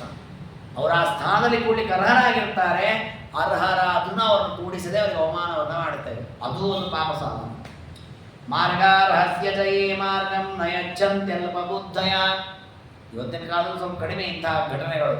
ಕೆಲವರು ಯಾವುದೋ ದಾರಿಯಲ್ಲಿ ಹೋಗ್ತಾ ಇರ್ತಾರೆ, ಅವ್ನು ತಡೆದು ಬಿಡೋದು, ನೀವು ಈ ದಾರಿಯಲ್ಲಿ ಹೋಗಬಾರ್ದು ಓ ಅಂತ ಅವ್ರ ಜೊತೆ ಗಲಾಟೆ ಮಾಡಿ ಹೊಸ ಅವ್ರ ಪಾಡಿಯವರು ಪ್ರಯಾಣ ಮಾಡ್ತಾ ಇದ್ದಾರೆ, ಇವನೇನೋ ಅವ್ರ ಮೇಲೆ ವಿರೋಧ ತಡೆದು ಬಿಟ್ಟ. ಈ ರೀತಿ ಯಾರು ತಡಿತಾರೋ, ಹೋಗುವ ಕಾರ್ಯಕ್ಕೆ ವಿಘ್ನವನ್ನು ಯಾರು ಮಾಡ್ತಾರೋ, ಪಾದ್ಯಾರ್ಹಸ್ಯ ಚ ಯೇ ಪಾದ್ಯಂ ನ ದದಾತ್ಯಲ್ಪ ಬುದ್ಧಯ. ತಮಗೆ ಎದುರಾಗಿ ಬಂದಿರುತ್ತಾರೆ, ಅವರಿಗೆ ಪಾದ ತೊಳೆದು ನಾವು ಅವರಿಗೆ ನಮಸ್ಕಾರಾದಿಗಳನ್ನು ಮಾಡಿದರೆ ಬಹಳಷ್ಟು ಪುಣ್ಯ ಬರ್ತಿರ್ತದೆ. ಅವರಿಗೆ ನಮಸ್ಕಾರವೂ ಮಾಡಲ್ಲ, ಪಾದವನ್ನು ತೊಳೆಯಲ್ಲ. ಇನ್ನು ಕೆಲವರಂತೂ ಇರ್ತಾರೆ, ಎಂಥ ದುಷ್ಟನ ಅಂದರೆ ಕೆಲವೊಮ್ಮೆ ಯಾರೋ ದೊಡ್ಡವರು ಹಿರಿಯರು ನಮ್ಮ ಸಂಬಂಧಿಕರು ಯಾರೋ ಎದುರಾಗ್ತಾರೆ ಅಂತ ಗೊತ್ತಾಗಿ ಮೊದಲೇ ಮುಖ ತಿರುಗಿಸ್ಕೊಂಡು ಆ ಕಡೆ ಹೋಗ್ತಾ ಇರ್ತಾರೆ. ಅಂದರೆ ಅವ್ರು ನೋಡೇ ಇಲ್ಲ, ನಮ್ಗೆ ಕಾಣಿಸೇ ಇಲ್ಲ ಅಂತ ಹಾಗೆ ನೋಡೋಣ, ಬೇಡ ಅಂತ. ಇವೆಲ್ಲ ಪಾಪ ಸಾಧನ. ಯಾಕೆಂದರೆ ದೊಡ್ಡವರು, ಜ್ಞಾನಿಗಳು, ಹಿರಿಯರು, ಗುರುಗಳು ಅಂಥವ್ರು ಎದುರು ಬರ್ತಾ ಇದ್ದಾರೆ ಅಂದರೆ ಮೊದಲು ನಾವು ಅವರಿಗೆ ಬಾಗಿ ನಮಸ್ಕಾರ ಮಾಡಬೇಕು. ಯಾಕೆಂದ್ರೆ ನಮ್ಮ ಜ್ಞಾನ, ನಮ್ಮ ಪುಣ್ಯ, ನಮ್ಮ ಸಾಧನೆ ಎಲ್ಲ ಮೇಲಕ್ಕೆ ಬಂದಿರುತ್ತಂತೆ. ಜ್ಞಾನಿಗಳು ಎದುರಾದಾಗ ನಾವು ಬಗ್ಗಿ ಬಿಟ್ಟರೆ ಅವೆಲ್ಲ ನಮ್ಮಲ್ಲಿ ಉಳಿಯುತ್ತೆ, ನಾವು ಹಾಗೆ ಶಾಟಿದ ಮೊದಲು ಅವೆಲ್ಲ ಹಾರೆ ಬಿಡುತ್ತೆ. ಅದಕ್ಕೋಸ್ಕರವಾಗಿ ಜ್ಞಾನಿಗಳು ಬಂದಾಗ ನಾವು ಮೊದಲು ಬಗ್ಗಬೇಕು, ಅದು ಯಾವುದು ಮೇಲೆ ಹೋಗೋದ್ರಿಂದ ಬಗ್ಗಬೇಕಂತ. ಅದಕ್ಕೆ ಹೇಳ್ತಾರೆ, ಅಂತಹ ಪ್ರಸಂಗದಲ್ಲಿ ಯಾರು ಉದ್ಧಟನಾಗಿ ವರ್ತಿಸ್ತಾನೋ ಅಲ್ಪ ಬುದ್ಧಿಯವನು. ಇನ್ನು ಕೆಲವರು ಅರ್ಘ್ಯಾಹಾರಾನ್ನ ಸತ್ಕಾರೈರರ್ಚಯಂತಿ ಯಥಾವಿಧಿ. ಅರ್ಘ್ಯ ಪೂಜೆ ಅಂದರೆ ಅವರಿಗೆ ಸತ್ಕಾರ ಮಾಡಲಿಕ್ಕೆ ಅತ್ಯಂತ ಉಚಿತನಾದ ವ್ಯಕ್ತಿ ಏನು ಸತ್ಕಾರ ಮಾಡದೆ ಆಯ್ತಾ ಹೋಗಿ ಬರ್ತೀರಾ, ಹೋಗಿ ಬನ್ನಿ ಅಂತ ತಾತ್ಸಾರ ಮಾಡಿ ಕಳಿಸ್ತಾರೆ. ಈ ರೀತಿ ಯಾರು ಅವಮಾನವನ್ನು ಮಾಡ್ತಾರೋ, ಗುರುಂಚ ಚಾಭಿಗತಂ ಪ್ರೇಮ್ನ ಗುರುವನ್ನ ಬುಭೂಷತೆ. ಇನ್ನು ಕೆಲವು ಗುರುಗಳು ಅತ್ಯಂತ ಪ್ರೀತಿಯಿಂದ ಶಿಷ್ಯ ಅಂತ ಮನೆಗೆ ಬಂದಿರ್ತಾರೆ. ಇವನಿಗೇನು ಆ ಗುರುಗಳ ಬಗ್ಗೆ ಶ್ರದ್ಧೆ ಇಲ್ಲ, ಯಾರೋ ಒಬ್ರು ಬಂದಿದ್ದಾರೆ ಬಿಡೋ ಅಂತ ಈಗ ತಾತ್ಸಾರ ಮಾಡ್ತಾರೆ. ಅಭಿಮಾನ ಪ್ರವೃತ್ತೇನ ಲೋಭೇನ ಸಮ, ಇದು ನಮಗೆಲ್ಲ ಕಾಣುತ್ತೆ. ವಸ್ತುವಿನ ನಾವು ನಮ್ಮ ಮಕ್ಕಳಿಗೆ ಬಂದು ತಿಳಿಸ್ಕೊಡ್ಬೇಕು ಇವತ್ತಿನ ಕಾಲದಲ್ಲಿ. ಯಾಕೆಂದ್ರೆ ಇವತ್ತು ಏನಾಗಿದೆ ಅಂದರೆ, ಮುಂಚಿನ ಕಾಲದಲ್ಲಿ ಗುರು ಶಿಷ್ಯ ಅಂತ ಒಂದು ಭಾವ ಇತ್ತು, ಇವತ್ತು ಆ ಭಾವನೆ ಇಲ್ಲ. ಯಾರೇ ಅಧ್ಯಾಯ ಏನು ಸರ್ ಹೇಗಿದ್ದಾರೆ ಆರಾಮ, ಇವನೇ ಜೋರ ಮಾಡೋದು, ನಾನು ಆರಾಮಿದ್ದೀನಿ ಬಿಡಪ್ಪ ಅಂತ ಅವ್ರಿಗೆ ಹಾಗೆ. ಮುಂಚಿನ ಕಾಲದಲ್ಲಿ ಅವನು ಕಾಲೇಜ್ ಅಧ್ಯಾಪಕನೇ ಆಗಲಿ, ಗುರುಕುಲ ಅಧ್ಯಾಪಕ ಬೇಡ, ಕಾಲೇಜಲ್ಲಿ ಕಲಿಸೋ ಅಧ್ಯಾಪಕ ಆದರೂ ಕೂಡ ಏನಮ್ಮ ಸರ್ ಇದ್ದಾರಪ್ಪ ನೋಡ್ಕೊಂಡು ಮಾತಾಡಿ, ಏನೇನೋ ಮಾತಾಡಬಾರ್ದು, ಅವಮಾನ, ಆ ಭಾವನೆ ಈಗ ಇಲ್ಲೇ ಇಲ್ಲ. ಯಾವ ಅಧ್ಯಾಪಕ ಏನು ಅವನ ಅಲ್ಲಿ ಇದ್ರೆ ಕಾಲೇಜಲ್ಲಿ ನಿಂತ ಒಂದು ಹಾಗೆ, ಇಲ್ಲ ಅವ್ನು ನಾನು, ಇಲ್ಲ ನಾನು ಫ್ರೆಂಡ್ ಅಂತ, ಈ ರೀತಿಯ ಭಾವನೆಗಳಿವೆಲ್ಲ ಮಹಾಪಾಪ ಸಾಧನ. ಸಮ್ಮಾನ್ಯ ಶ್ರಾವಮನ್ಯಂತೆ ವೃದ್ಧಾನ್ ಪರಿಭವಂತಿ ಚ. ಹಿರಿಯರು ಗುರುಗಳು ಅಂತ ಇರ್ತಾರೆ, ಅವ್ರನ್ನ ಅನಾದರಿಸದೆ ಅವ್ರಿಗೇನು ಗೊತ್ತು, ಅವ್ರೇನು ಮಾಡ್ತಾರೆ ಅಂತ ತಾತ್ಸಾರ ಮಾಡು. ಹೀಗೆ ಯಾರು ಮಾಡ್ತಾರೆ ಇವರೆಲ್ಲರಿಗೂ ನರಕವನ್ನು ಕೊಡ್ತಾರಂತೆ ದೇವರು. ಇವರು ಎಷ್ಟೇ ಪುಣ್ಯ ಸಾಧಿಸಿರಲಿ, ಎಷ್ಟೇ ಸತ್ಕರ್ಮಗಳನ್ನು ಮಾಡಿರಲಿ, ಅದು ಇವರೆಲ್ಲ ಮಾಡಿದ ಈ ಅಪಚಾರಕ್ಕೆ ನರಕ ಪ್ರಾಪ್ತಿಯಾಗತ್ತೆ. ಆ ನರಕದಲ್ಲಿ ಎಷ್ಟು ದಿವಸ ಇರ್ತಾರೆ? ವರ್ಷ ಪೂಗೈಸ್ತತೋ ಜನ್ಮ, 1000 ವರ್ಷ ನರಕದಲ್ಲಿ ಬಿದ್ದಿರ್ತಾರಂತವರೆಲ್ಲ ಈ ಅಪಚಾರ ಮಾಡಿದ್ದಾರೆ. ಅದಾದ ಮೇಲೆ ಭೂಮಿಯಲ್ಲಿ ಹುಡ್ತಾರೆ, ಹುಟ್ಟುವಾಗ ಎಲ್ಲಿ ಹುಡ್ತಾರೆ? ಕುತ್ಸಿತೆ ಕುಲೆ, ಕೆಟ್ಟ ಕುಲದಲ್ಲಿ ಹುಡ್ತಾರೆ. ಶಪಾಕ ಪುಲ್ಕಸಾದೀನಾಂ ಕುತ್ಸಿತಾನಾಂ ಅಚೇತಸಾಂ. ಶಪಾಕ ನಾಯಿಯನ್ನು ಬಯಸೋರು, ಚಂಡಾಲರು, ಅಂತಹ ಹೀನ ಜಾತಿಯಲ್ಲಿ ಹುಟ್ಟುತ್ತಾರೆ. ಅಲ್ಲಿ ಹುಟ್ಟಿದಾಗಲಿಯೂ ಕೂಡ ಒಳ್ಳೆ ಬುದ್ಧಿ ಇರೋದಿಲ್ಲ ಅಂತವ್ರಿಗೆ, ಕೆಟ್ಟ ಆಲೋಚನೆ, ಅಲ್ಲೂ ಕೂಡ ಮತ್ತೊಬ್ಬರನ್ನು ಚುಚ್ಚೋದು, ಮತ್ತೊಬ್ಬರನ್ನು ಪೀಡಿಸೋದು, ಮತ್ತೊಬ್ಬರಿಗೆ ಅವಮಾನ ಮಾಡೋದು, ಇಂತಹದ್ದನ್ನೇ ಮಾಡುತ್ತಾರೆ. ನಸ್ತಂಬಿ ನ ಚ ಮಾನೀಯೋ ದೇವತಾ ದ್ವಿಜಪೂಜಕ ಲೋಕಪೂಜ್ಯೋ ನಮಸ್ಕೃತ ಪ್ರಶ್ರಿತೋ ಮಧುರಂ ವಚ. ಹಾಗಾಗಿ ಯಾರೆಲ್ಲ ಈ ರೀತಿ ಗುರುಗಳಿಗೆ, ಹಿರಿಯರಿಗೆ, ವೃದ್ಧರಿಗೆ ಅವಮಾನ ಮಾಡಿದ್ದಾರೆ ಅವರಿಗೆಲ್ಲರಿಗೂ ಕೂಡ ನರಕ ಪ್ರಾಪ್ತಿಯಾಗತ್ತೆ. ರೋಗಗ್ರಸ್ತರಾಗಿ ಭೂಮಿಯಲ್ಲಿ ಹುಡುತ್ತಾರೆ, ನಾನಾ ವಿಧವಾದ ಪೀಡೆಯನ್ನು ಹೊಂದುತ್ತಾರೆ. ಎಂತಹ ಅವಮಾನ ಆಗಬಾರ್ದು ಅಂತಹ ಅವಮಾನ ಹೊಂದುವಂತಾಗತ್ತೆ ಅವರಿಗೆ. ಯಾಕೆಂದ್ರೆ ಅವ್ರು ಮಾಡಿರ್ತಾರೆ ಆಗ ಅವಮಾನವನ್ನು, 4 ಜನಕ್ಕೆ ಅವಮಾನ ಮಾಡಿರ್ತದೆ, ಈಗ ಅವರಿಗೆ ಅವಮಾನವನ್ನು ದೇವರು ಕೊಡ್ತಾನೆ. ಹಾಗಾಗಿ ಯಾರಿಗೂ ಕೂಡ ಅವಮಾನವನ್ನು ಮಾಡಬಾರ್ದು, ಯಾರನ್ನು ತಡಿಬಾರದು. ಕೇವಲ ನಾವು ದಾರಿಯಲ್ಲಿ ಹೋಗ್ತಾ ಇರ್ತೇವೆ, ಯಾರೋ ಎದುರಾಗ್ತಾರೆ, ಇಬ್ಬರು ನೇರ ಎದುರಾಗೋದಾಯ್ತು, ಆದರೂ ನಾವು ಸ್ವಲ್ಪ ಸೈಡಿ ಸಣ್ಣ ಪಡೆ ಅವ್ರು ಮುಂದೆ ಹೋಗ್ತಾರೆ, ನಾವು ಅವನು ಸರಿಲಿ ನಾನು ಸರಿ, ಇಬ್ಬರು ಹೀಗೆ 10 ಸಲ ಆಚೆ ಈಚೆ ಆಡೋದಾಗ ಹಾಗೆ ಮಾಡಬಾರ್ದು. ನಾವೇ ಮೊದಲು ಸರಿ ಏನಾಯ್ತು 1 ಗಂಟೆ ಹೋಗ್ಬೇಕು. ಯಾರಿಗೂ ನಾವು ಯಾವುದೇ ಕಾರಣಕ್ಕೂ ವಿರೋಧವನ್ನು ಮಾಡಬಾರ್ದು, ಹಾಗೆ ಬದುಕಬೇಕಂತೆ. ಲೋಕಪೂಜ್ಯ ನಮಸ್ಕರ್ತ ಪ್ರಶ್ರಿತೋ ಮಧುರಂ ವಚ. ಇನ್ನು ಯಾರೇ ನಮಗೆ ನಮಸ್ಕಾರ ಮಾಡಿದಾಗ ಮೃದುವಾದ ಮಾತನಾಡಬೇಕಂತೆ, ಉದ್ದಟತನ ಇರಬಾರ್ದಂತೆ. ಅಂದರೆ ಕೆಲವೊಮ್ಮೆ ನಮ್ಮಲ್ಲಿ ಆ ದುರ್ಗುಣ ಇರುತ್ತೆ, ನಾವು ಒಳ್ಳೆ ವ್ಯಕ್ತಿಗಳೇ ಆಗಿರ್ತೀವಿ, ಬೇಕಾಡ್ ಸತ್ಕರ್ಮ ಮಾಡ್ತಿರ್ತೀವಿ, ಪ್ರೀತಿ ಭಾವನೆ ಎಲ್ಲ ಇರುತ್ತೆ, ಅದು ಸ್ವಲ್ಪ ಕುಂಕುವ ಸ್ವಭಾವ ಇರುತ್ತೆ, ಚುಚ್ಚುವ ಸ್ವಭಾವ. ಯಾನೋ ಒಬ್ಬ ನಮ್ಮನ್ನು ಒಂದ್ಸಲ ಭೇಟಿಯಾಗಿರ್ತಾನೆ, ಒಳ್ಳೆ ಮಾತು ಎಲ್ಲ ಆಡಿರ್ತಾನೆ, ಅದಾದ್ಮೇಲೆ ಇನ್ನೊಂದ್ಸಲ ಅವನು ಎದುರು ಸಿಕ್ಕರು, ಯಾವುದೋ ಅರ್ಜೆಂಟಲ್ಲೋ ಏನು ಕಾರಣಕ್ಕೂ ಗೊತ್ತಿಲ್ಲ, ಒಟ್ಟು ಮಾತಾಡಿಸ್ದೆ ಹಾಗೆ ಹೋಗ್ಬಿಟ್ಟಿರ್ತಾನೆ. ಮತ್ತೊಮ್ಮೆ 3ನೇ ಬಾರಿ ಸಿಗ್ತಾನೆ, ಸಿಕ್ಕಾಗ ನಾವೇನು ಮಾಡ್ತೀವಿ, ಏನಪ್ಪ ನಿಮಗೆ ನಾವೆಲ್ಲ ಕಾಣೋದೇ ಇಲ್ಲ, ಈಗ ಅವನಾಗಿ ಬಂದು ಮಾತಾಡಿರ್ತಾನೆ, ಇವನೇನು ಹೋಗಿರಲ್ಲ, ಅವನಾಗೆ ಬಂದು ಮಾತಾಡಿಸ್ತಾರಪ್ಪ 3ನೇ ಸಲ. ಅವಾಗ ಇವನು ಹೇಳೋದೇನಂದ್ರೆ ನಾವೆಲ್ಲ ಕಾಣೋದಿಲ್ಲ ನಿಮಗೆ, ನೀವೆಲ್ಲ ಕಣ್ಣೆಲ್ಲ ಮೇಲೆ ಹೋಗ್ಬಿಟ್ಟಿದೆ ನಿಮಗೆ, ಅವತ್ತು ಬಂದಾಗ ಮಾತಾಡಿಸ್ಲಿಲ್ಲ, ಯಾಕೆ ಬೇಕಾ ವ್ಯರ್ಥ ಪ್ರಲಾಪ, ಈಗಂತೂ ಮಾತನಾಡಿಸಿದ್ದಾನಲ್ವಾ, ನಾವು ತಕ್ಕಾಗಿ ಮೊದಲಾಗಿ ಹೇಗಿದೆಯಪ್ಪ, ಆರಾಮಿದೆಯಾ, ಒಳ್ಳೆದಾಯ್ತಾ, ಅವನೇ ಹೇಳ್ತಾನೆ, ಇಲ್ಲ ಸರ್ ಹೋದ್ಸಲ ಮಾತಾಡಿಸ್ಬೇಕಿತ್ತು, ನನಗೆ ಭಾಳ ಅರ್ಜೆಂಟ್ ಇತ್ತು, ಹೋಗೋದಿಲ್ಲ, ಅವನೇ ಬಂದು ಸಮಸ್ಯೆಗಳನ್ನು ಹೇಳ್ಕೊಳ್ತಾನೆ, ನಾವು ಅಷ್ಟು ತಯಾರೇ ಇಲ್ಲ. ಈ ರೀತಿಯಲ್ಲಿ ಯಾರು ನಮಸ್ಕಾರ ಮಾಡಿದವರಿಗೆ ಪ್ರೀತಿಯ ಮಾತುಗಳನ್ನು ಆಡದೆ ಚುಚ್ಚುವ ಮಾತುಗಳನ್ನು ಆಡ್ತಾನೆ, ಅಂಥವನಿಗೂ ನರಕವಾಗುತ್ತೆ. ಅದಕ್ಕೆ ಪ್ರೀತಿಯಿಂದ ಮಾತನಾಡಬೇಕಂದ್ರೆ ಪ್ರಶ್ರಿತ ಮಧುರಂ ವಚ, ಹಿತವಾದ ಮಾತುಗಳನ್ನು ಆಡಬೇಕು. ಸರ್ವವರ್ಣ ಪ್ರಿಯಕರ ಸರ್ವಭೂತ ಹಿತಸ್ಸದ, ಎಲ್ಲ ಪ್ರಾಣಿಗಳನ್ನು ಪ್ರೀತಿಸಬೇಕು, ಯಾರಲ್ಲ ಮೇಲೆ ದ್ವೇಷವನ್ನು ಮಾಡಬಾರ್ದು. ಸುಮುಖ ಮಂದಸ್ಮಿತದಿಂದ ಕೂಡಿರಬೇಕು. ಸ್ನಿಗ್ಧವಾಣಿ ಪ್ರದರ್ಶನ, ಎಲ್ಲ ಕಾರ್ಯಗಳಲ್ಲೂ ಪ್ಲಸ್ ಪಾಯಿಂಟ್ ಆ ರೀತಿಯ ಮಾತನಾಡಬೇಕಂದ್ರೆ ಆ ಕಾರ್ಯದಲ್ಲಿ ಉತ್ಸಾಹ ಬರುವ ಮಾತನಾಡಬೇಕು, ಕೆಳಗೆ ಬೀಳುವ ಮಾತುಗಳನ್ನು ಆಡಬಾರದು. ಸ್ವಾಗತೇನೈವ ಸರ್ವೇಷಾಂ ಭೂತಾನಾಂ ವಿಹಂಸಕ, ಎಲ್ಲರನ್ನೂ ಕೂಡ ಆದರದಿಂದ ಬನ್ನಿ ಅಂತ ಕರೆಯುವ ಸ್ವಭಾವ ಇರಬೇಕಂತೆ. ಗುರುಗಳನ್ನು ಯೋಗ್ಯವಾದ ರೀತಿಯಲ್ಲಿ ಅವರು ಬಂದಾಗ ಎದ್ದು ನಿಂತು ಅವರಿಗೆ ಗೌರವ ಕೊಟ್ಟು ನಮಸ್ಕಾರ ಮಾಡಿ ಆಧರಿಸುವಂತಹ ಸ್ವಭಾವ. ಮನೆಗೆ ಯಾವುದೇ ಅತಿಥಿ ಅಭ್ಯಾಸ ಬಂದಾಗ ಅವರ ಪಾದವನ್ನು ತೊಳೆಯುವಂತಹದ್ದು, ಅವರಿಗೆ ಆಸನ ಕೊಡುವಂತಹದ್ದು, ಹೀಗೆ ವಿಧೇಯನಾಗಿ ಯಾರು ಬದುಕ್ತಾನೆ ಅವನು ಉತ್ತಮವಾದ ಸ್ವರ್ಗಾದಿಗಳನ್ನು ಪಡಿತಾನೆ. ಮನುಷ್ಯನಾಗಿ ಹುಟ್ಟಿದಾಗಲೂ ಕೂಡ ಉತ್ತಮವಾದ ಕುಲದಲ್ಲಿ ಹುಟ್ಟುತ್ತಾನೆ. ಧನ ಧಾನ್ಯ ವಿದ್ಯೆ ಎಲ್ಲವೂ ಕೂಡ ಅವನಿಗೆ ಅಭಿವೃದ್ಧಿಯಾಗತ್ತೆ. ಇದಕ್ಕೆ ಕಾರಣ ಅವನು ಮಾಡಿದ ಸತ್ಕರ್ಮ. ಹಾಗಾಗಿ ನಾವು ಯಾವ ರೀತಿ ಕರ್ಮಗಳನ್ನು ಈ ಜನ್ಮದಲ್ಲಿ ಮಾಡ್ತೇವೆ ಅದಕ್ಕೆ ತಕ್ಕ ಫಲವನ್ನು ಮುಂದಿನ ಜನ್ಮದಲ್ಲಿ ಪಡಿತೇವೆ. ಸಮ್ಮತ ಸರ್ವಭೂತಾನಾಂ ಸ್ವಕರ್ಮ ಫಲಮಾಪ್ನೋತಿ ಸ್ವಯಮೇವ ನರಸ್ವದ. ಕಡೆಗೆ ಅದಕ್ಕೆ ನಿರ್ಣಯ ಹೇಳಿ ಏನಾಗಾದ್ರೆ ಫಲಪ್ರಾಪ್ತಿ ಆಗೋದು ನಮ್ಗೆ ಹೇಗೆ? ಸ್ವಕರ್ಮ ಫಲಮಾಪ್ನೋತಿ. ಮತ್ತೊಬ್ಬರ ಕರ್ಮ ಫಲ ನಮಗೆ ಬರಲ್ಲ, ನಾವು ಮಾಡಿದ ಕರ್ಮದ ಫಲಗಳೇ ನಮಗೆ ಬರುತ್ತೆ. ನಾವೇನು ಡೆಪಾಸಿಟ್ ಇಟ್ಟಿದ್ದೇವೆ ಅದಕ್ಕೆ ತಕ್ಕ ಬಡ್ಡಿ ಅವರು ಕೊಡ್ತಾರೆ. ನಾವು ಇಟ್ಟದ್ದೇ 50 ರೂಪಾಯಿ, ಮತ್ತು ಜಾಸ್ತಿ ಬಡ್ಡಿ ಕೊಟ್ಟಿದ್ದೇನೆ ಕೊಡ್ತಾರೆ. ಹಾಗೆ ನಾವು ಮಾಡಿದ ಪುಣ್ಯವೇ ಸ್ವಲ್ಪ ಆಗಿಬಿಟ್ಟು ನಾನು ಒಳ್ಳೆ ಕುಲದಲ್ಲಿ ಹುಟ್ಟಬೇಕಿತ್ತು, ದೊಡ್ಡ ಶ್ರೀಮಂತ ಆಗಬೇಕಿತ್ತು ನಮ್ಮಪ್ಪ, ಏನು ದುಡ್ಡೇ ಮಾಡಿಲ್ಲ ಅಂತ ಈಗ ವ್ಯಥೆ ಪಟ್ಟರೆ ಏನು ಪ್ರಯೋಜನ?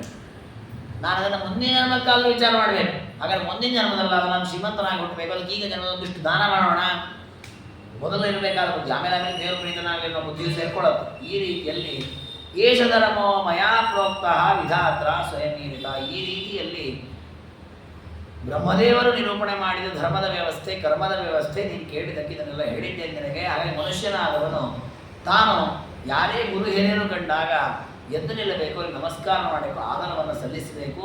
ಇದು ಅತ್ಯಂತ ಉತ್ತಮವಾದದ್ದು.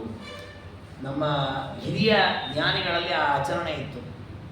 ಏನು ಅಂದರೆ ಅವರು ಸಣ್ಣ ಹುಡುಗನನ್ನು ನೋಡಿದ್ರೆ ನಮಸ್ಕಾರ ಮಾಡ್ತಾ ಇದ್ರು.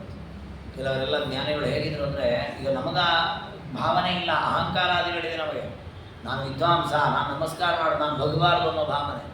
ಹಿಂದಿನ ಜ್ಞಾನಿಗಳೆಲ್ಲ ಹೇಗಿದ್ರು ಅಂದರೆ, ಸಣ್ಣ ಸಣ್ಣ ಬ್ರಹ್ಮಚಾರಿಗಳು ಅಂದ್ರೆ ನಮಸ್ಕಾರ ಮಾಡೋಕ್ಕೆ, ದೇವರಿರ್ತಾನೆ ಅವರಲ್ಲಿ, ಏನೋ ಒಂದಿಷ್ಟು ಗಾಯತ್ರಿ ಜಪ ಮಾಡಿರ್ತಾರೆ, ದೇವತಾ ಸನ್ನಿಧಾನ ಇರ್ತದೆ, ಎಲ್ಲ ಕಡೆಗೂ ಪರಮಾತ್ಮ ಇದ್ದಾನೆ ಅನ್ನೋ ಭಾವನೆ ಇರ್ತಾರೆ. ಆ ರೀತಿ ಸರ್ವಲೋಕ ನಮಸ್ಕಾರ, ಎಲ್ಲ ಕಡೆಗೂ ಪರಮಾತ್ಮನನ್ನು ಕಂಡು ನಮಸ್ಕಾರ ಮಾಡುವ ಪ್ರವೃತ್ತಿ, ಆ ರೀತಿ ಇದ್ದವರು ಉದ್ಧಾರವಾಗ್ತಾರೆ. ಇನ್ನು ಎಷ್ಟು ರೌದ್ರ ಸಮಾಚಾರ ಸರ್ವಸತ್ವ ಭಯಂಕರ ಹಸ್ತಾಭ್ಯಾಂ ವಿಧಿವಾಪದ್ಭ್ಯಾಂ ರಜ್ವಾ ದಂಡೇನ ವಾ ಪುನಃ ಜನಾನ್ ಬಾಧತಿ ಶೋಭನೆ. ಇನ್ನು ಕೆಲವರು ಕೆಟ್ಟ ಆಲೋಚನೆ ಹೊಂದಿದವರು, ಕೆಟ್ಟ ನಡತೆ ಹೊಂದಿದವರು, ಕೋಲು ಅಥವಾ ಬಟ್ಟೆ ಇತ್ಯಾದಿ ಜನರನ್ನು ಹೆದರಿಸುವಂಥವರು, ಹಿಂಸೆಯನ್ನು ಮಾಡುವವರು, ಉದ್ವೇಗವನ್ನುಂಟು ಮಾಡುವ ಭಾಷಣ ಮಾಡುವವರು, ಜಂತೋಶ್ಚ ಉದ್ವೇಗ ಜನನಸ್ತದ, ಜೀವಿಗಳಿಗೆ ಉದ್ವೇಗವನ್ನುಂಟು ಮಾಡೋದು. ನೋಡಿ, ಕೆಲವೊಮ್ಮೆ ನಾಯಿಗಳು ತಪ್ಪಾಡಿ ಬೊಗಳ್ತಾ ಇರ್ತದೆ, ಮಗು ಅದು ಕಲ್ಲು ಹೊಡೆಯೋದು ಮಾಡು, ಅದು ಇನ್ನಷ್ಟು ಒದರ್ತದೆ. ನಾವು ಸುಮ್ಮನೆ ಇದ್ಬಿಟ್ರೆ ಒದರ್ತಾ ಇರ್ತದೆ, ನಮ್ಮ ಪಾಡಿ ನಾವು ಮುಂದೋಗ್ಬಿಟ್ರೆ ಅದಕ್ಕೆ ಇನ್ನಷ್ಟು ಸಿಟ್ಟಿಗೆ ಬಿಸಬೇಕು, ರೊಚ್ಚಿಗೆ ಬಿಸೋದು. ಇದು ಬರೀ ನಾಯಿಗೆ ಮಾತ್ರ ಮಾಡಲ್ಲ, ಮನುಷ್ಯರಿಗೂ ಮಾಡುತ್ತಾರೆ. ಅವ್ರಿಗೆ ಯಾವ್ದು ಇಷ್ಟ ಇಲ್ಲ ಅದನ್ನು ಮಾಡು, ಅವ್ರಿಗೆ ಈ ಶಬ್ದ ಇಷ್ಟ ಇಲ್ಲ ಬೇಕು, ಅವ್ರಿಗೆ ಅನುಭವಿಸ್ತೀವಿ, ಅದಕ್ಕೆ ಮಾಡಿದೆ ಅಂತ ಮತ್ತೆ ಹೇಳ್ಕೊಳ್ತಾ ಇರೋದು. ಇದೆಲ್ಲ ಪಾಪ ಸಾಧನ, ಯಾರಿಗೂ ಉದ್ವೇಗ ಬರುವಂತೆ ಮಾಡಬಾರ್ದು. ಏವಂ ಶೀಲ ಸಮಾಚಾರ ನಿರಯಂ ಪ್ರತಿಪದ್ಯತೆ. ಈ ರೀತಿ ಯಾರು ನಡೆದುಕೊಳ್ತಾನಲ್ಲ ನರಕಕ್ಕೆ ಹೋಗಿ ಬಿಡ್ತಾನೆ. ನೋಡಿ, ಬುದ್ಧಿಜೀವಿಗಳೆಲ್ಲ ಮಾತನಾಡುವಾಗ ಏನು ಮಾಡ್ತಾರೆ, ಸಮಾಜದಲ್ಲಿ 4 ಜನ ಸೇರುವಂತಹ ಸಭೆಗಳಲ್ಲಿಯೇ ದೇವರನ್ನು ನಿಂದನೆ ಮಾಡ್ತಾರೆ, ಗೀತೆ ಅಪ್ರಮಾಣ ಅಂತಾರೆ, ಮನುಸ್ಮೃತಿ ಕೆಟ್ಟ ಗ್ರಂಥ ಅಂತ ಬೈತಾರೆ.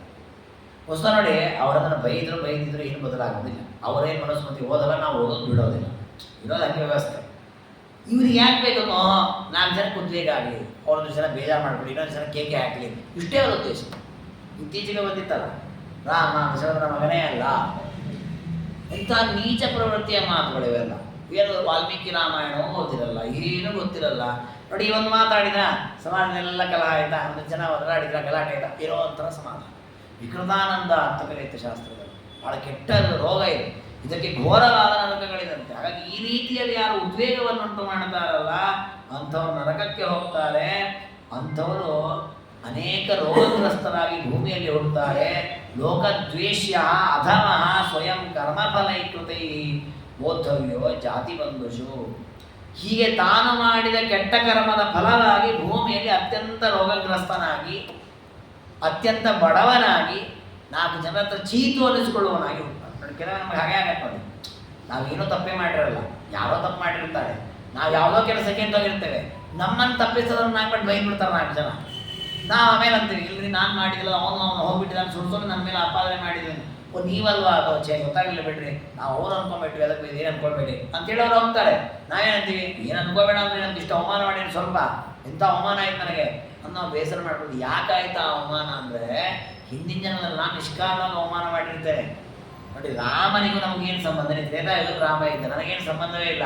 ಸುಮ್ಮನೆ ರಾಮನಿಗೆ ಅವಮಾನ ಮಾಡಿ ದುರ್ಯೋಧನೆ ಮಾಡಿದ ನಾನು, ಇದರ ಫಲವನ್ನೇ ನಾನು ಹೀಗೆ ಅನುಭವಿಸ್ಬೇಕಾಗ್ತದೆ. ಅದಕ್ಕೆ ಭಾರತದೇವರಂತಾರೆ, ನಾವು ಎಷ್ಟು ಕೆಟ್ಟದಾಗಿ ವರ್ತಿಸ್ತೇವಲ್ಲ ಅದರ 4 ಪಟ್ಟು ಕೆಟ್ಟದಾಗಿ ದೇವರು ನಮಗೆ ದುಃಖ ಕೊಡುತ್ತಾನಂತ. ಹಾಗೆ ಆ ರೀತಿ ಯಾವತ್ತೂ ಕೂಡ ನಡ್ಕೊಳ್ಬಾರ್ದು. ಇನ್ನು ಕೆಲವರು ಲೋಕದಲ್ಲಿ ಅತ್ಯಂತ ದಯಾಬುದ್ಧಿಯವರಾಗಿರ್ತಾರೆ, ಮಿತ್ರಭಾವದಿಂದ ಇರ್ತಾರೆ, ಪಿತೃಗಳಂತೆ ಅಂದರೆ ತಂದೆ ಮಕ್ಕಳನ್ನ ಪ್ರೀತಿಯಿಂದ ನೋಡಿಕೊಳ್ಳುವಂತೆ ಎಲ್ಲರ ಜೊತೆ ವ್ಯವಹಾರವನ್ನು ಮಾಡುತ್ತಾರೆ. ಹಸ್ತಪಾದೈ ಸುನಿಯತೈ ವಿಶ್ವಾಸ್ಯ ಸರ್ವಜಂತುಷು. ನೋಡಿ, ಕೆಲವರು ಎಷ್ಟು ಶುದ್ಧರಾಗಿರ್ತಾರೆ ಅಂದರೆ ತಮ್ಮ ದೇಹದ ಅವಯವಗಳಿಂದ, ತಮ್ಮ ಮನಸ್ಸಿನಿಂದ, ತಮ್ಮ ಮಾತಿನಿಂದ ಯಾವುದರಿಂದಲೂ ಯಾರನ್ನು ಪೀಡಿಸೋದಿಲ್ಲ, ಯಾರಿಗೂ ಉದ್ವೇಗ ಇಲ್ಲ. ಅಂದರೆ ಕಣ್ಣಿನಿಂದಾಗಲಿ, ಕಿವಿಯಿಂದಾಗಲಿ, ಮೂಗಿನಿಂದಾಗಲಿ ಯಾವುದರಿಂದಲೂ ಮತ್ತೊಬ್ಬರಿಗೆ ಉದ್ವೇಜನೆಯನ್ನು ಉಂಟು ಮಾಡಲ್ಲ. ವಿಶ್ವಾಸ್ಯರಾಗಿರ್ತಾರೆ, ಎಲ್ಲರೂ ಕೂಡ ಯಾವ ಭಾಳ ಒಳ್ಳೆಯವರು ಅಂತ ವಿಶ್ವಾಸ ಮಾಡಬೇಕು, ಆ ರೀತಿ ಬದುಕ್ತಾರೆ. ಅಂಥವರು ದೇವಲೋಕಕ್ಕೆ ಹೋಗ್ತಾರೆ. ಅಂಥವರು ಭೂಮಿಯಲ್ಲಿ ಹುಟ್ಟುವಾಗ ಸುಖರೂಪವಾದಂತಹ ವಂಶದಲ್ಲಿ ಹುಟ್ಟುತ್ತಾರೆ. ನಿರಾಯಾಸ, ಯಾವ ಆಯಾಸ ಇರಲ್ಲ, ಉದ್ವೇಗ ಇರಲ್ಲ, ನಿರಂತರ ಸುಖವನ್ನು ಪಡೆದು. ನೋಡಿ, ನಮಗೂ ಕೆಲವೊಮ್ಮೆ ಹಾಗೆ ಆಗತ್ತಲ್ಲ, ನಾವು ಕೆಲವೊಮ್ಮೆ ಕಷ್ಟಪಡ್ತಾ ಇರ್ತೇವೆ ಕೆಲಸ ಆಗಬೇಕು ಅಂತ, ಎಷ್ಟು ಕಷ್ಟಪಟ್ಟರೂ ಆಗೋದೇ ಇಲ್ಲ. ಕೆಲವೊಮ್ಮೆ ಸ್ವಲ್ಪ ಶುರು ಮಾಡಿರ್ತೇವೆ, ಯಾರ್ದೋ ಮೂಲಕ ಏನೋ ಸಹಕಾರಾಗಿ ಆ ಕೆಲಸ ಸಕ್ಸಸ್ ಆಗಿಬಿಡುತ್ತೆ. ನಾವು ಅಂದ್ಬಿಡ್ತು ಏನಾಯ್ತು, ಒಳ್ಳೇದಾಯ್ತು ನೋಡಿ, ನಾನು ಇಷ್ಟು ಬೇಗ ಆಗತ್ತೆ ಅಂತ ಅಂದ್ಕೊಂಡಿರಲಿಲ್ಲ, ಆಗ್ಬಿಡ್ತು ಅಂತ ಮನೇಲಿ ಬಂದು ಅಂತೀವಿ. ಅಂದ್ಕೂಡಲೇ ಪಾಪ ಅಪ್ಪ ಅಮ್ಮ ಎಲ್ಲ ಹೋಗ್ಬಿಡಪ್ಪ, ಒಳ್ಳೇದಾಯ್ತು ಚೆನ್ನಾಗಾಯ್ತು ಅಂದ್ಕೊಳ್ಳಿ, ತಕ್ಷಣ ಅಹಂಕಾರ ಬಿಡುತ್ತೆ. ಮತ್ತೆ ನಾನು ಸುಮ್ಮನೆನಾ ಹೆಂಗೆ ಮಾಡಿಬಿಟ್ಟೆ ಆ ಕೆಲಸ ಅಂತ ಹೇಳ್ಬೋದು. ಅಲ್ಲ, ನಾನು ಪೂರ್ವ ಜನ್ಮದಲ್ಲಿ ನಾನು ಜನಕ್ಕೆ ಉಪಕಾರ ಮಾಡಿದ್ದೆ, ಯಾರಿಗೂ ಉದ್ವೇಗ ಆಗದೆ ಇದ್ದಂತೆ, ಯಾರಿಗೂ ಏನು ಅನ್ನದೇ ಚೀಟು ಅನ್ನದೇ ಸಹಕಾರ ಮಾಡಿದ್ದೆ. ಅದರ ಫಲವಾಗಿ ದೇವರು ನನಗೂ 4 ಜನರ ಸಹಕಾರವನ್ನು ಕೊಡಿಸಿ ಶೀಘ್ರದಲ್ಲಿ ಆ ಕೆಲಸ ಮಾಡಿಕೊಟ್ಟು. ಇದು ನಮಗೂ ಅನುಭವ ಬರ್ತದೆ ನೋಡಿ. ಕೆಲವೊಮ್ಮೆ ಕೆಲವು ಕೆಲಸಗಳಿಗೆ ಕೊನೆಯ ದಿನಾಂಕ ಅಂತ ಇರುತ್ತೆ. ಉದಾಹರಣೆಗೆ ಈ ಕರೆಂಟ್ ಬಿಲ್ ಕಟ್ಟೋದು ಅಥವಾ ಯಾವುದೋ ಒಂದು ಅಡ್ಮಿಷನ್, ಯಾವುದೋ ಇಂಥ ದಿನಾಂಕ ಲಾಸ್ಟ್ ಅಂತ ಇರುತ್ತೆ. ನಮಗೇನೋ ಕಷ್ಟ ಬಂದು ನಾವು 2 ದಿವಸ ಲೇಟಾಗಿ ಹೋಗ್ತೀವಿ. ಸಿಕ್ಕಾಪಟ್ಟೆ ಬೈತಾರೋ, ಏನು ನಿಮ್ಗೆ ಬುದ್ಧಿ ಇಲ್ವ, ಮುಂಚೆ ಹೇಳಿದ್ವಿ, ತಿಂಗಳಗಟ್ಟಲೆ ಎಲ್ಲ ಮುಂಚೆ ಅಡ್ವರ್ಟೈಸ್ಮೆಂಟ್ ಹಾಕಿರ್ತೀವಿ, ನೋಡಿದ್ದೀವಿ, ಬರ್ಲಿಕ್ಕಾಗಲ್ಲ, ಹಾಗೆ ಸಿಕ್ಕಾಪಟ್ಟೆ ಬೈತಾರೆ. ಯಾಕಾಗಿ ಬೈತಾರೆ ಅಂದರೆ ನಾವು ಒಂದು ಬಾರಿ ಆ ಸ್ಥಾನದಲ್ಲಿ ಕೂತಿರ್ತೇವೆ, ಕೂತಾಗ ಕಂಡವ್ರ ಅಧಿಕಾರ ಸಿಕ್ಕಾಪಟ್ಟೆ ಬೈದ್ಬಿಟ್ಟಿರ್ತೇವೆ. ಅದೇ ನಾವು ಅಂತ ಅದನ್ನು ಕೂತಾಗ ಹೀಗೆಲ್ಲ ಮಾಡಬಾರ್ದಲ್ರಪ್ಪ, ಸಮಯದಲ್ಲಿ ಕೊಡಬೇಕಲ್ಲ, ಇಲ್ಲಿ ಬಿಡಿ ಪಾಪ ತಂದಿದ್ದೀರಿ, ಹೆಂಗೋ ಇನ್ನೊಂದು 5 ದಿವಸ ಅವಕಾಶ ಕೊಟ್ಟಿದ್ದಾರೆ, ಸರಿ ಮಾಡಿಕೊಡೋಣ ಅಂತ ಮಾಡಿಕೊಡ್ತಾರೆ. ಹೊಸ 15 ದಿವಸ ಅವಕಾಶ ಕೊಟ್ಟಿರ್ತಾರೆ ಎಕ್ಸ್ಟ್ರಾ ಅಂತ, ಇವನಿಗೆ ಅಧಿಕಾರ ತೋರಿಸ್ಬೇಕಲ್ಲ, ನಾನು ಆ ಸ್ಥಾನದಲ್ಲಿದ್ದೆ ತೋರಿಸೋದು ಸಿಕ್ಕಾಪಟ್ಟೆ ಬಿಟ್ಟಿರ್ತಾನೆ. ಅದೇ ಕೆಲವರು ಬುದ್ಧಿ ಹೇಳ್ತಾರೆ, ನೋಡ್ರಿ ನೀವೇ ಆಗಿಲ್ಲ, ನೀವು ನಿಮ್ಮ ಸ್ಥಾನ ಹಾಳು ಮಾಡ್ಕೊಳ್ಬೇಡಿ, ಮುಂಚೆ ಬಂದು ನಿಮಗೆ ಒಳ್ಳೆ ಸ್ಥಾನ ಸಿಗ್ತಿತ್ತಲ್ಲ, ಇನ್ಮೇಲಾದ್ರೂ ಆಗ ಮಾಡಿಬಿಟ್ಟಿದ್ದು ಮುಂಚೆ ಹೇಳಿ ಪಾಪ ಎಲ್ಲ ಮಾಡಿಸ್ಕೊಳ್ತಾರೆ. ಅಂಥವರಿಗೆ ಏನಾಗುತ್ತೆ ಅಂದರೆ ಮುಂದಿನ ಜನ್ಮದಲ್ಲಿ ಅವರಿಗೆ ಆ ಸ್ಥಿತಿ ಬಂದಾಗ ನಾವು ಕೆಲವು ನೋಡ್ತಿರ್ತೀವಿ, ನಾನು ಸಿಕ್ಕಾಪಟ್ಟೆ ಬೈತಾನೆ ತೆಗೆದುಕೊಂಡು ಹೋಗಿದ್ದು, ಏನು ಬೈಲೇ ಇಲ್ಲ, ಸರಳವಾಗಿ ಅಪ್ಪಿಗೆ ಅಂದ್ಕೊಂಡ್ಬಿಟ್ರು, ಒಪ್ಕೊಂಡ್ಬಿಟ್ರು. ದೇವರನುಗ್ರಹ ನಿಜ, ನೀನು ಮಾಡಿ ಸತ್ಕರ್ಮದ ಫಲವು ಸೇರಿದೆ. ಹಾಗೆ ನಾವು ಏನು ಕೊಡ್ತೇವೆ ನೋಡಿ, ತಿರುಗಿ ನಮಗೆ ಬರುತ್ತೆ. ಅದನ್ನೇ ದೇವರು ಹೇಳ್ತಾ ಇರೋದು, ನಾವು ಏನು ಮಾಡ್ತೇವೆ ತಿರುಗಿ ನಮಗೆ ಬರುತ್ತೆ. ಹಾಗಾಗಿ ಸಾಧ್ಯವಾದಷ್ಟು ಬಾಯಿಯಿಂದ, ನಮ್ಮ ಇಂದ್ರಿಯಗಳಿಂದ, ಮನಸ್ಸಿನಿಂದ ಯಾರ ಬಗ್ಗೆಯೂ ಕೆಟ್ಟ ಭಾವನೆಯನ್ನು ನಾವು ತಾಳಬಾರದು, ಯಾರಿಗೂ ಬೈಬಾರ್ದು, ಯಾರಿಗೂ ಅನ್ನಬಾರ್ದು. ಇವೇ ಮನುಷ್ಯ ದೃಶ್ಯಂತೆ ಊಹ ವಿಶಾರದ ಜ್ಞಾನ ವಿಜ್ಞಾನ ಸಂಪನ್ನ ಪ್ರಜ್ಞಾವಂತೋರ್ಥ ಹೋಗಿರ. ಇನ್ನು ಮತ್ತೊಂದು ಪ್ರಶ್ನೆಯನ್ನು ಉಮಾದೇವರು ಮುಂದೆ ಇಡುತ್ತಾರೆ. ರುದ್ರದೇವರೇ, ಕೆಲವರು ಹುಟ್ಟಾನೆ ಭಾರಿ ಬುದ್ಧಿವಂತರು ಇರ್ತಾರೆ, ಸಣ್ಣ ಸಣ್ಣ ವಿಷಯದಲ್ಲಿ ಕೂಡ ಭಾರಿ ಸೂಕ್ಷ್ಮವಾಗಿ ವಿಚಾರ ಮಾಡ್ತಾರೆ. ಇಡೀ ಕ್ಲಾಸಲ್ಲಿ ಅವನನ್ನು ಎಲ್ಲರೂ ಹೊಳ್ತಿರ್ತಾರೆ, ಭಾರಿ ಬುದ್ಧಿವಂತ ಇದ್ದಾನೆ, ಹಾಗೆ ಆ ರೀತಿ ಬುದ್ಧಿ ಸಂಪಾದಿಸಿರ್ತಾರೆ ಕೆಲವರು. ಪ್ರಜ್ಞಾವಂತಹ ಅರ್ಥಕೋವಿದ. ಕೆಲವರು ದುಷ್ಪ್ರಜ್ಞಾಶ್ಚಾಪರೇ ದೇವ ಜ್ಞಾನ ವಿಜ್ಞಾನ ವರ್ಜಿತ. ಕೆಲವರು ಎಷ್ಟು ರೀತಿ ಅವನ ಜೊತೆ ಸ್ಪರ್ಧೆಗೆ ಹೋಗ್ಬೇಕು ಅಂತ ನೋಡ್ತಾರೆ, ಎಷ್ಟು ರೀತಿ ಪ್ರಯತ್ನ ಮಾಡ್ತಾರೆ, ಏನು ಮಾಡಿದ್ರು ಚೂರು ಮೇಲೆ ಬರಲ್ಲ, ಅವರು ಅಜ್ಞಾನಿಗಳಾಗಿ ಕುಳಿತುಬಿಟ್ಟಿರ್ತಾರೆ. ಯಾಕೆ ಹೀಗಾಗತ್ತೆ? ಇದಕ್ಕೇನು ಕಾರಣ? ಅದಕ್ಕೆ ಹೇಳ್ತಾರೆ, ಬ್ರಾಹ್ಮಣಾನ್ ವೇದ ವಿದುಷಃ ಸಿದ್ಧಾನ್ ಧರ್ಮ ವಿದಸ್ತತ ಪರಿಪೃಚ್ಛಂತ್ಯ ಹರಃ ಕುಶಲಂ ತಥಾ ವರ್ಜಯಂತೋ ಶುಭಂ ಕರ್ಮ ಸೇವಮಾನ ಶುಭಂ ತಥಾ ಲಭಂತೆ ಸ್ವರ್ಗತಿಂ ನೈತ್ಯಮಿಹ ಲೋಕೆ ತಥಾ ಸುಖಂ ಸಚೇನ್ಮಾನುಷಮಾಂ ಯಾತಿ ಮೇಧಾವಿ ತತ್ರ ಜಾಯತೆ. ಯಾರು ಜ್ಞಾನಿಗಳು, ಪರಮಾತ್ಮನ ಭಕ್ತರು, ಸಾಧುಗಳು ಅಂತ ಇದ್ದಾರೆ ಸಜ್ಜನರು, ಅವರನ್ನ ನಮಸ್ಕಾರ ಮಾಡಿ ಪ್ರೀತಿಯಿಂದ ಮಾತನಾಡಿಸ್ತಾರೆ. ಪರಿಪ್ರಚ್ಛಂತ್ಯಹರಃ ಕುಶಲಂ ತಥಾ. ಆರೋಗ್ಯವಾಗಿದ್ದೀರಾ, ಏನಾದರೂ ಬೇಕಿತ್ತ ನಮ್ಮಿಂದ ಸಹಾಯ, ನಿಮಗೆಲ್ಲ ವ್ಯವಸ್ಥೆ ಆಗಿದೆ ಅಂತ ಪ್ರೀತಿಯಿಂದ ನಾವು ಮಾತನಾಡಿಸೋದು. ನೋಡಿ, ಯಾವುದೇ ಶ್ರಮ ಇಲ್ಲ ಇಲ್ಲಿ, ಬರೀ ಮಾತನಾಡಿಸೋದು. ಆಮೇಲೆ ಕೆಟ್ಟ ಕೆಲಸವನ್ನು ಮಾಡದೇ ಇರೋದು. ಹೀಗೆ ಯಾರು ಬದುಕಿರ್ತಾರಲ್ಲ ಅಂಥವರು ಸ್ವರ್ಗಾದಿಗಳನ್ನು ಅನುಭವಿಸಿ ಭೂಮಿಯಲ್ಲಿ ಹುಟ್ಟಿದಾಗ ಮೇಧಾವಿ ತತ್ರ ಜಾಯತೆ, ಬುದ್ಧಿವಂತನಾಗಿ ಹುಡ್ತಾನೆ.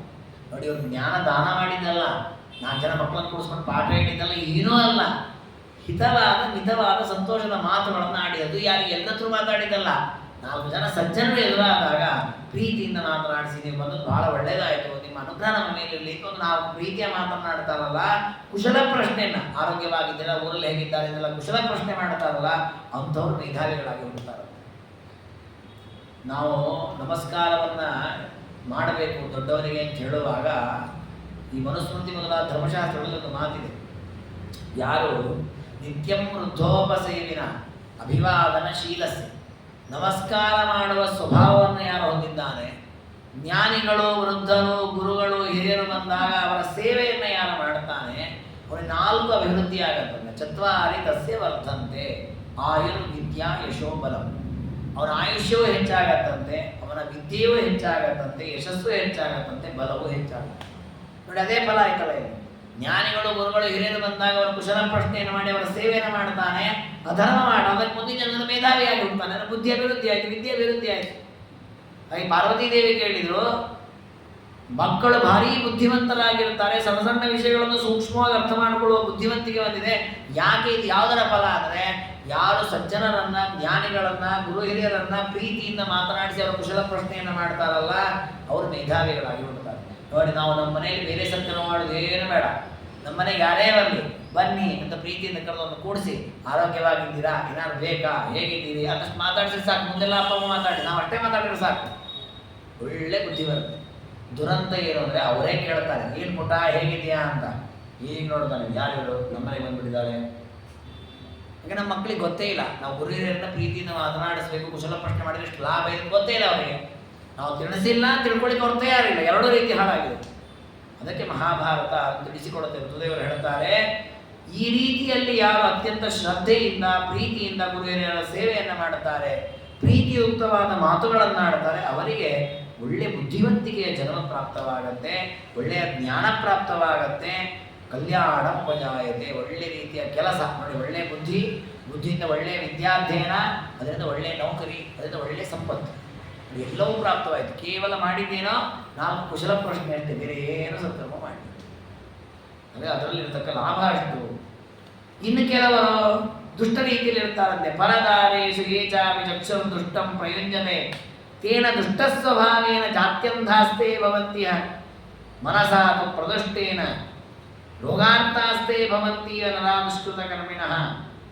ಇನ್ನು ಯಾರು ಬಂದಂತಹ ವ್ಯಕ್ತಿಗಳನ್ನು ಕೆಟ್ಟ ಕಣ್ಣಿನಿಂದ ನೋಡ್ತಾರೆ, ಗೌರವಿಸೋದಿಲ್ಲ, ಆಧರಿಸೋದಿಲ್ಲ, ನಮಸ್ಕಾರ ಮಾಡಲ್ಲ, ಕುಶಲದ ಪ್ರಶ್ನೆಯನ್ನು ಮಾಡಲ್ಲ, ಅವರು ಮಾಡಿದ ಪ್ರಶ್ನೆಗೆ ಕೆಟ್ಟದಾಗಿ ಉತ್ತರ ಕೊಡ್ತಾರೆ. ಏನು ಹೀಗಿದ್ದೀವಿ, ನಿಮ್ಮಂಥವ್ರು ಸಹ ದುರ್ವಾಸದಿಂದ ಈ ರೀತಿ ಇದ್ದೀವಿ ನೋಡಿ. ಕೆಲವರು ಹಾಗೆ ಹೇಳ್ತಾರೆ, ಹೇಗಿದ್ರೆ ಆರಾಮಿದ್ದೀನಪ್ಪ ಅಂತ ಅವರೇ ಕೇಳ್ತಾರೆ. ಏನೋ ನಿಮ್ಮಂಥವ್ರು ಸಹವಾಸ ಇಲ್ಲ, ಆರಾಮಾಗಿದ್ದೀವಿ, ಎದುರಿಗೆ ಚುಚ್ಚೋಂಗೆ ಮಾತಾಡ್ತಾರೆ. ಈ ರೀತಿ ಯಾರು ಮತ್ತೊಬ್ಬರಿಗೆ ನೋವಾಗುವಂತೆ ಮಾತನಾಡ್ತಾನಲ್ಲ, ಅಂಥವನು ಬುದ್ಧಿಮಂತನಾಗಿ ಹುಡ್ತಾನಂತ. ನೋಡಿ, ನಾವೇನು ಮಾಡಲಿಲ್ಲ, ಯಾರ ವಿದ್ಯೆಯನ್ನು ಕಸ್ಕೊಳ್ಳಿಲ್ಲ, ಆಡಿದ ಕೆಟ್ಟು ಮಾತುಗಳ ಪರಿಣಾಮದಿಂದ ದೇವರ ಬುದ್ಧಿಯನ್ನೇ ಕಳೆದು. ಹಾಗಾಗಿ ನಾವು ದುರ್ಬುದ್ಧಿಯವರಾಗಬಾರ್ದು, ಸುಬುದ್ಧಿಯವರಾಗಬೇಕು ಅಂದರೆ ಈ ಜನ್ಮದಲ್ಲಿ ಸುಬುದ್ಧಿಯಿಂದ ವರ್ತಿಸಬೇಕು, ಯಾರಿಗೂ ಕೆಟ್ಟದಾಗಿ ವರ್ತಿಸಬಾರ್ದು. ಆಗ ಒಳ್ಳೆಯ ರೀತಿಯ ಜ್ಞಾನ ಪ್ರಾಪ್ತಿಯಾಗತ್ತೆ ಅಂತ ಹೇಳ್ತಾನೆ. ಹೀಗೆ ಋತುದೇವರು ಒಳ್ಳೆಯ ಬುದ್ಧಿವಂತಿಕೆ ಬರಲಿಕ್ಕೂ ದಡ್ಡರಾಗಲಿಕ್ಕೂ ಏನು ಕಾರಣ ಅಂತ ಹೇಳ್ತಾ ಇದ್ದಾರೆ. ಇದೇ ಪ್ರಸಂಗದಲ್ಲಿ ಕುರುಡರಾಗಲಿಕ್ಕೆ ಏನು ಕಾರಣ, ಇನ್ನೂ ಕೆಲವು ರೋಗಗ್ರಸ್ತವಾದಂತಹ ಪ್ರವೃತ್ತಿ ನಮ್ಮ ದೇಹಕ್ಕೆ ಬರಲಿಕ್ಕೆ ಯಾವ ಕರ್ಮದ ಫಲ ಕಾರಣ ಅಂತ ಅದರ ನಿರೂಪಣೆಯನ್ನು ಮಾಡಲಿಕ್ಕಿದ್ದಾರೆ. ಅದನ್ನು ನಾಳೆ ತಿಳ್ಕೊಳ್ಳೋಣ ಅಂತ ಹೇಳ್ತಾ ಮುಂದೆ ಸ್ತ್ರೀಧರ್ಮಗಳ ನಿರೂಪಣೆಯೂ ಇದೆ. ಆ ವಿಷಯಗಳನ್ನು ಹೇಳಿ ಮುಗಿಸ್ತಾರೆ. ನಾಳೆ ತಿಳ್ಕೊಳ್ಳೋಣ ಅಂತ ಸರ್ವರು ಸಂಪೂರ್ಣ ಸರ್ವದೋಷ ವಿವರ್ಜಿತ ಪ್ರಿಯತಾಂ ಪ್ರೀತಯೇವಾರಂ ವಿಷ್ಣುರು ಮೇ ಪರಮಸ್ವರೂಪ ಶ್ರೀ ಕೃಷ್ಣಾರ್ಪಣಮಸ್ತು ಮಧ್ವೇಶ.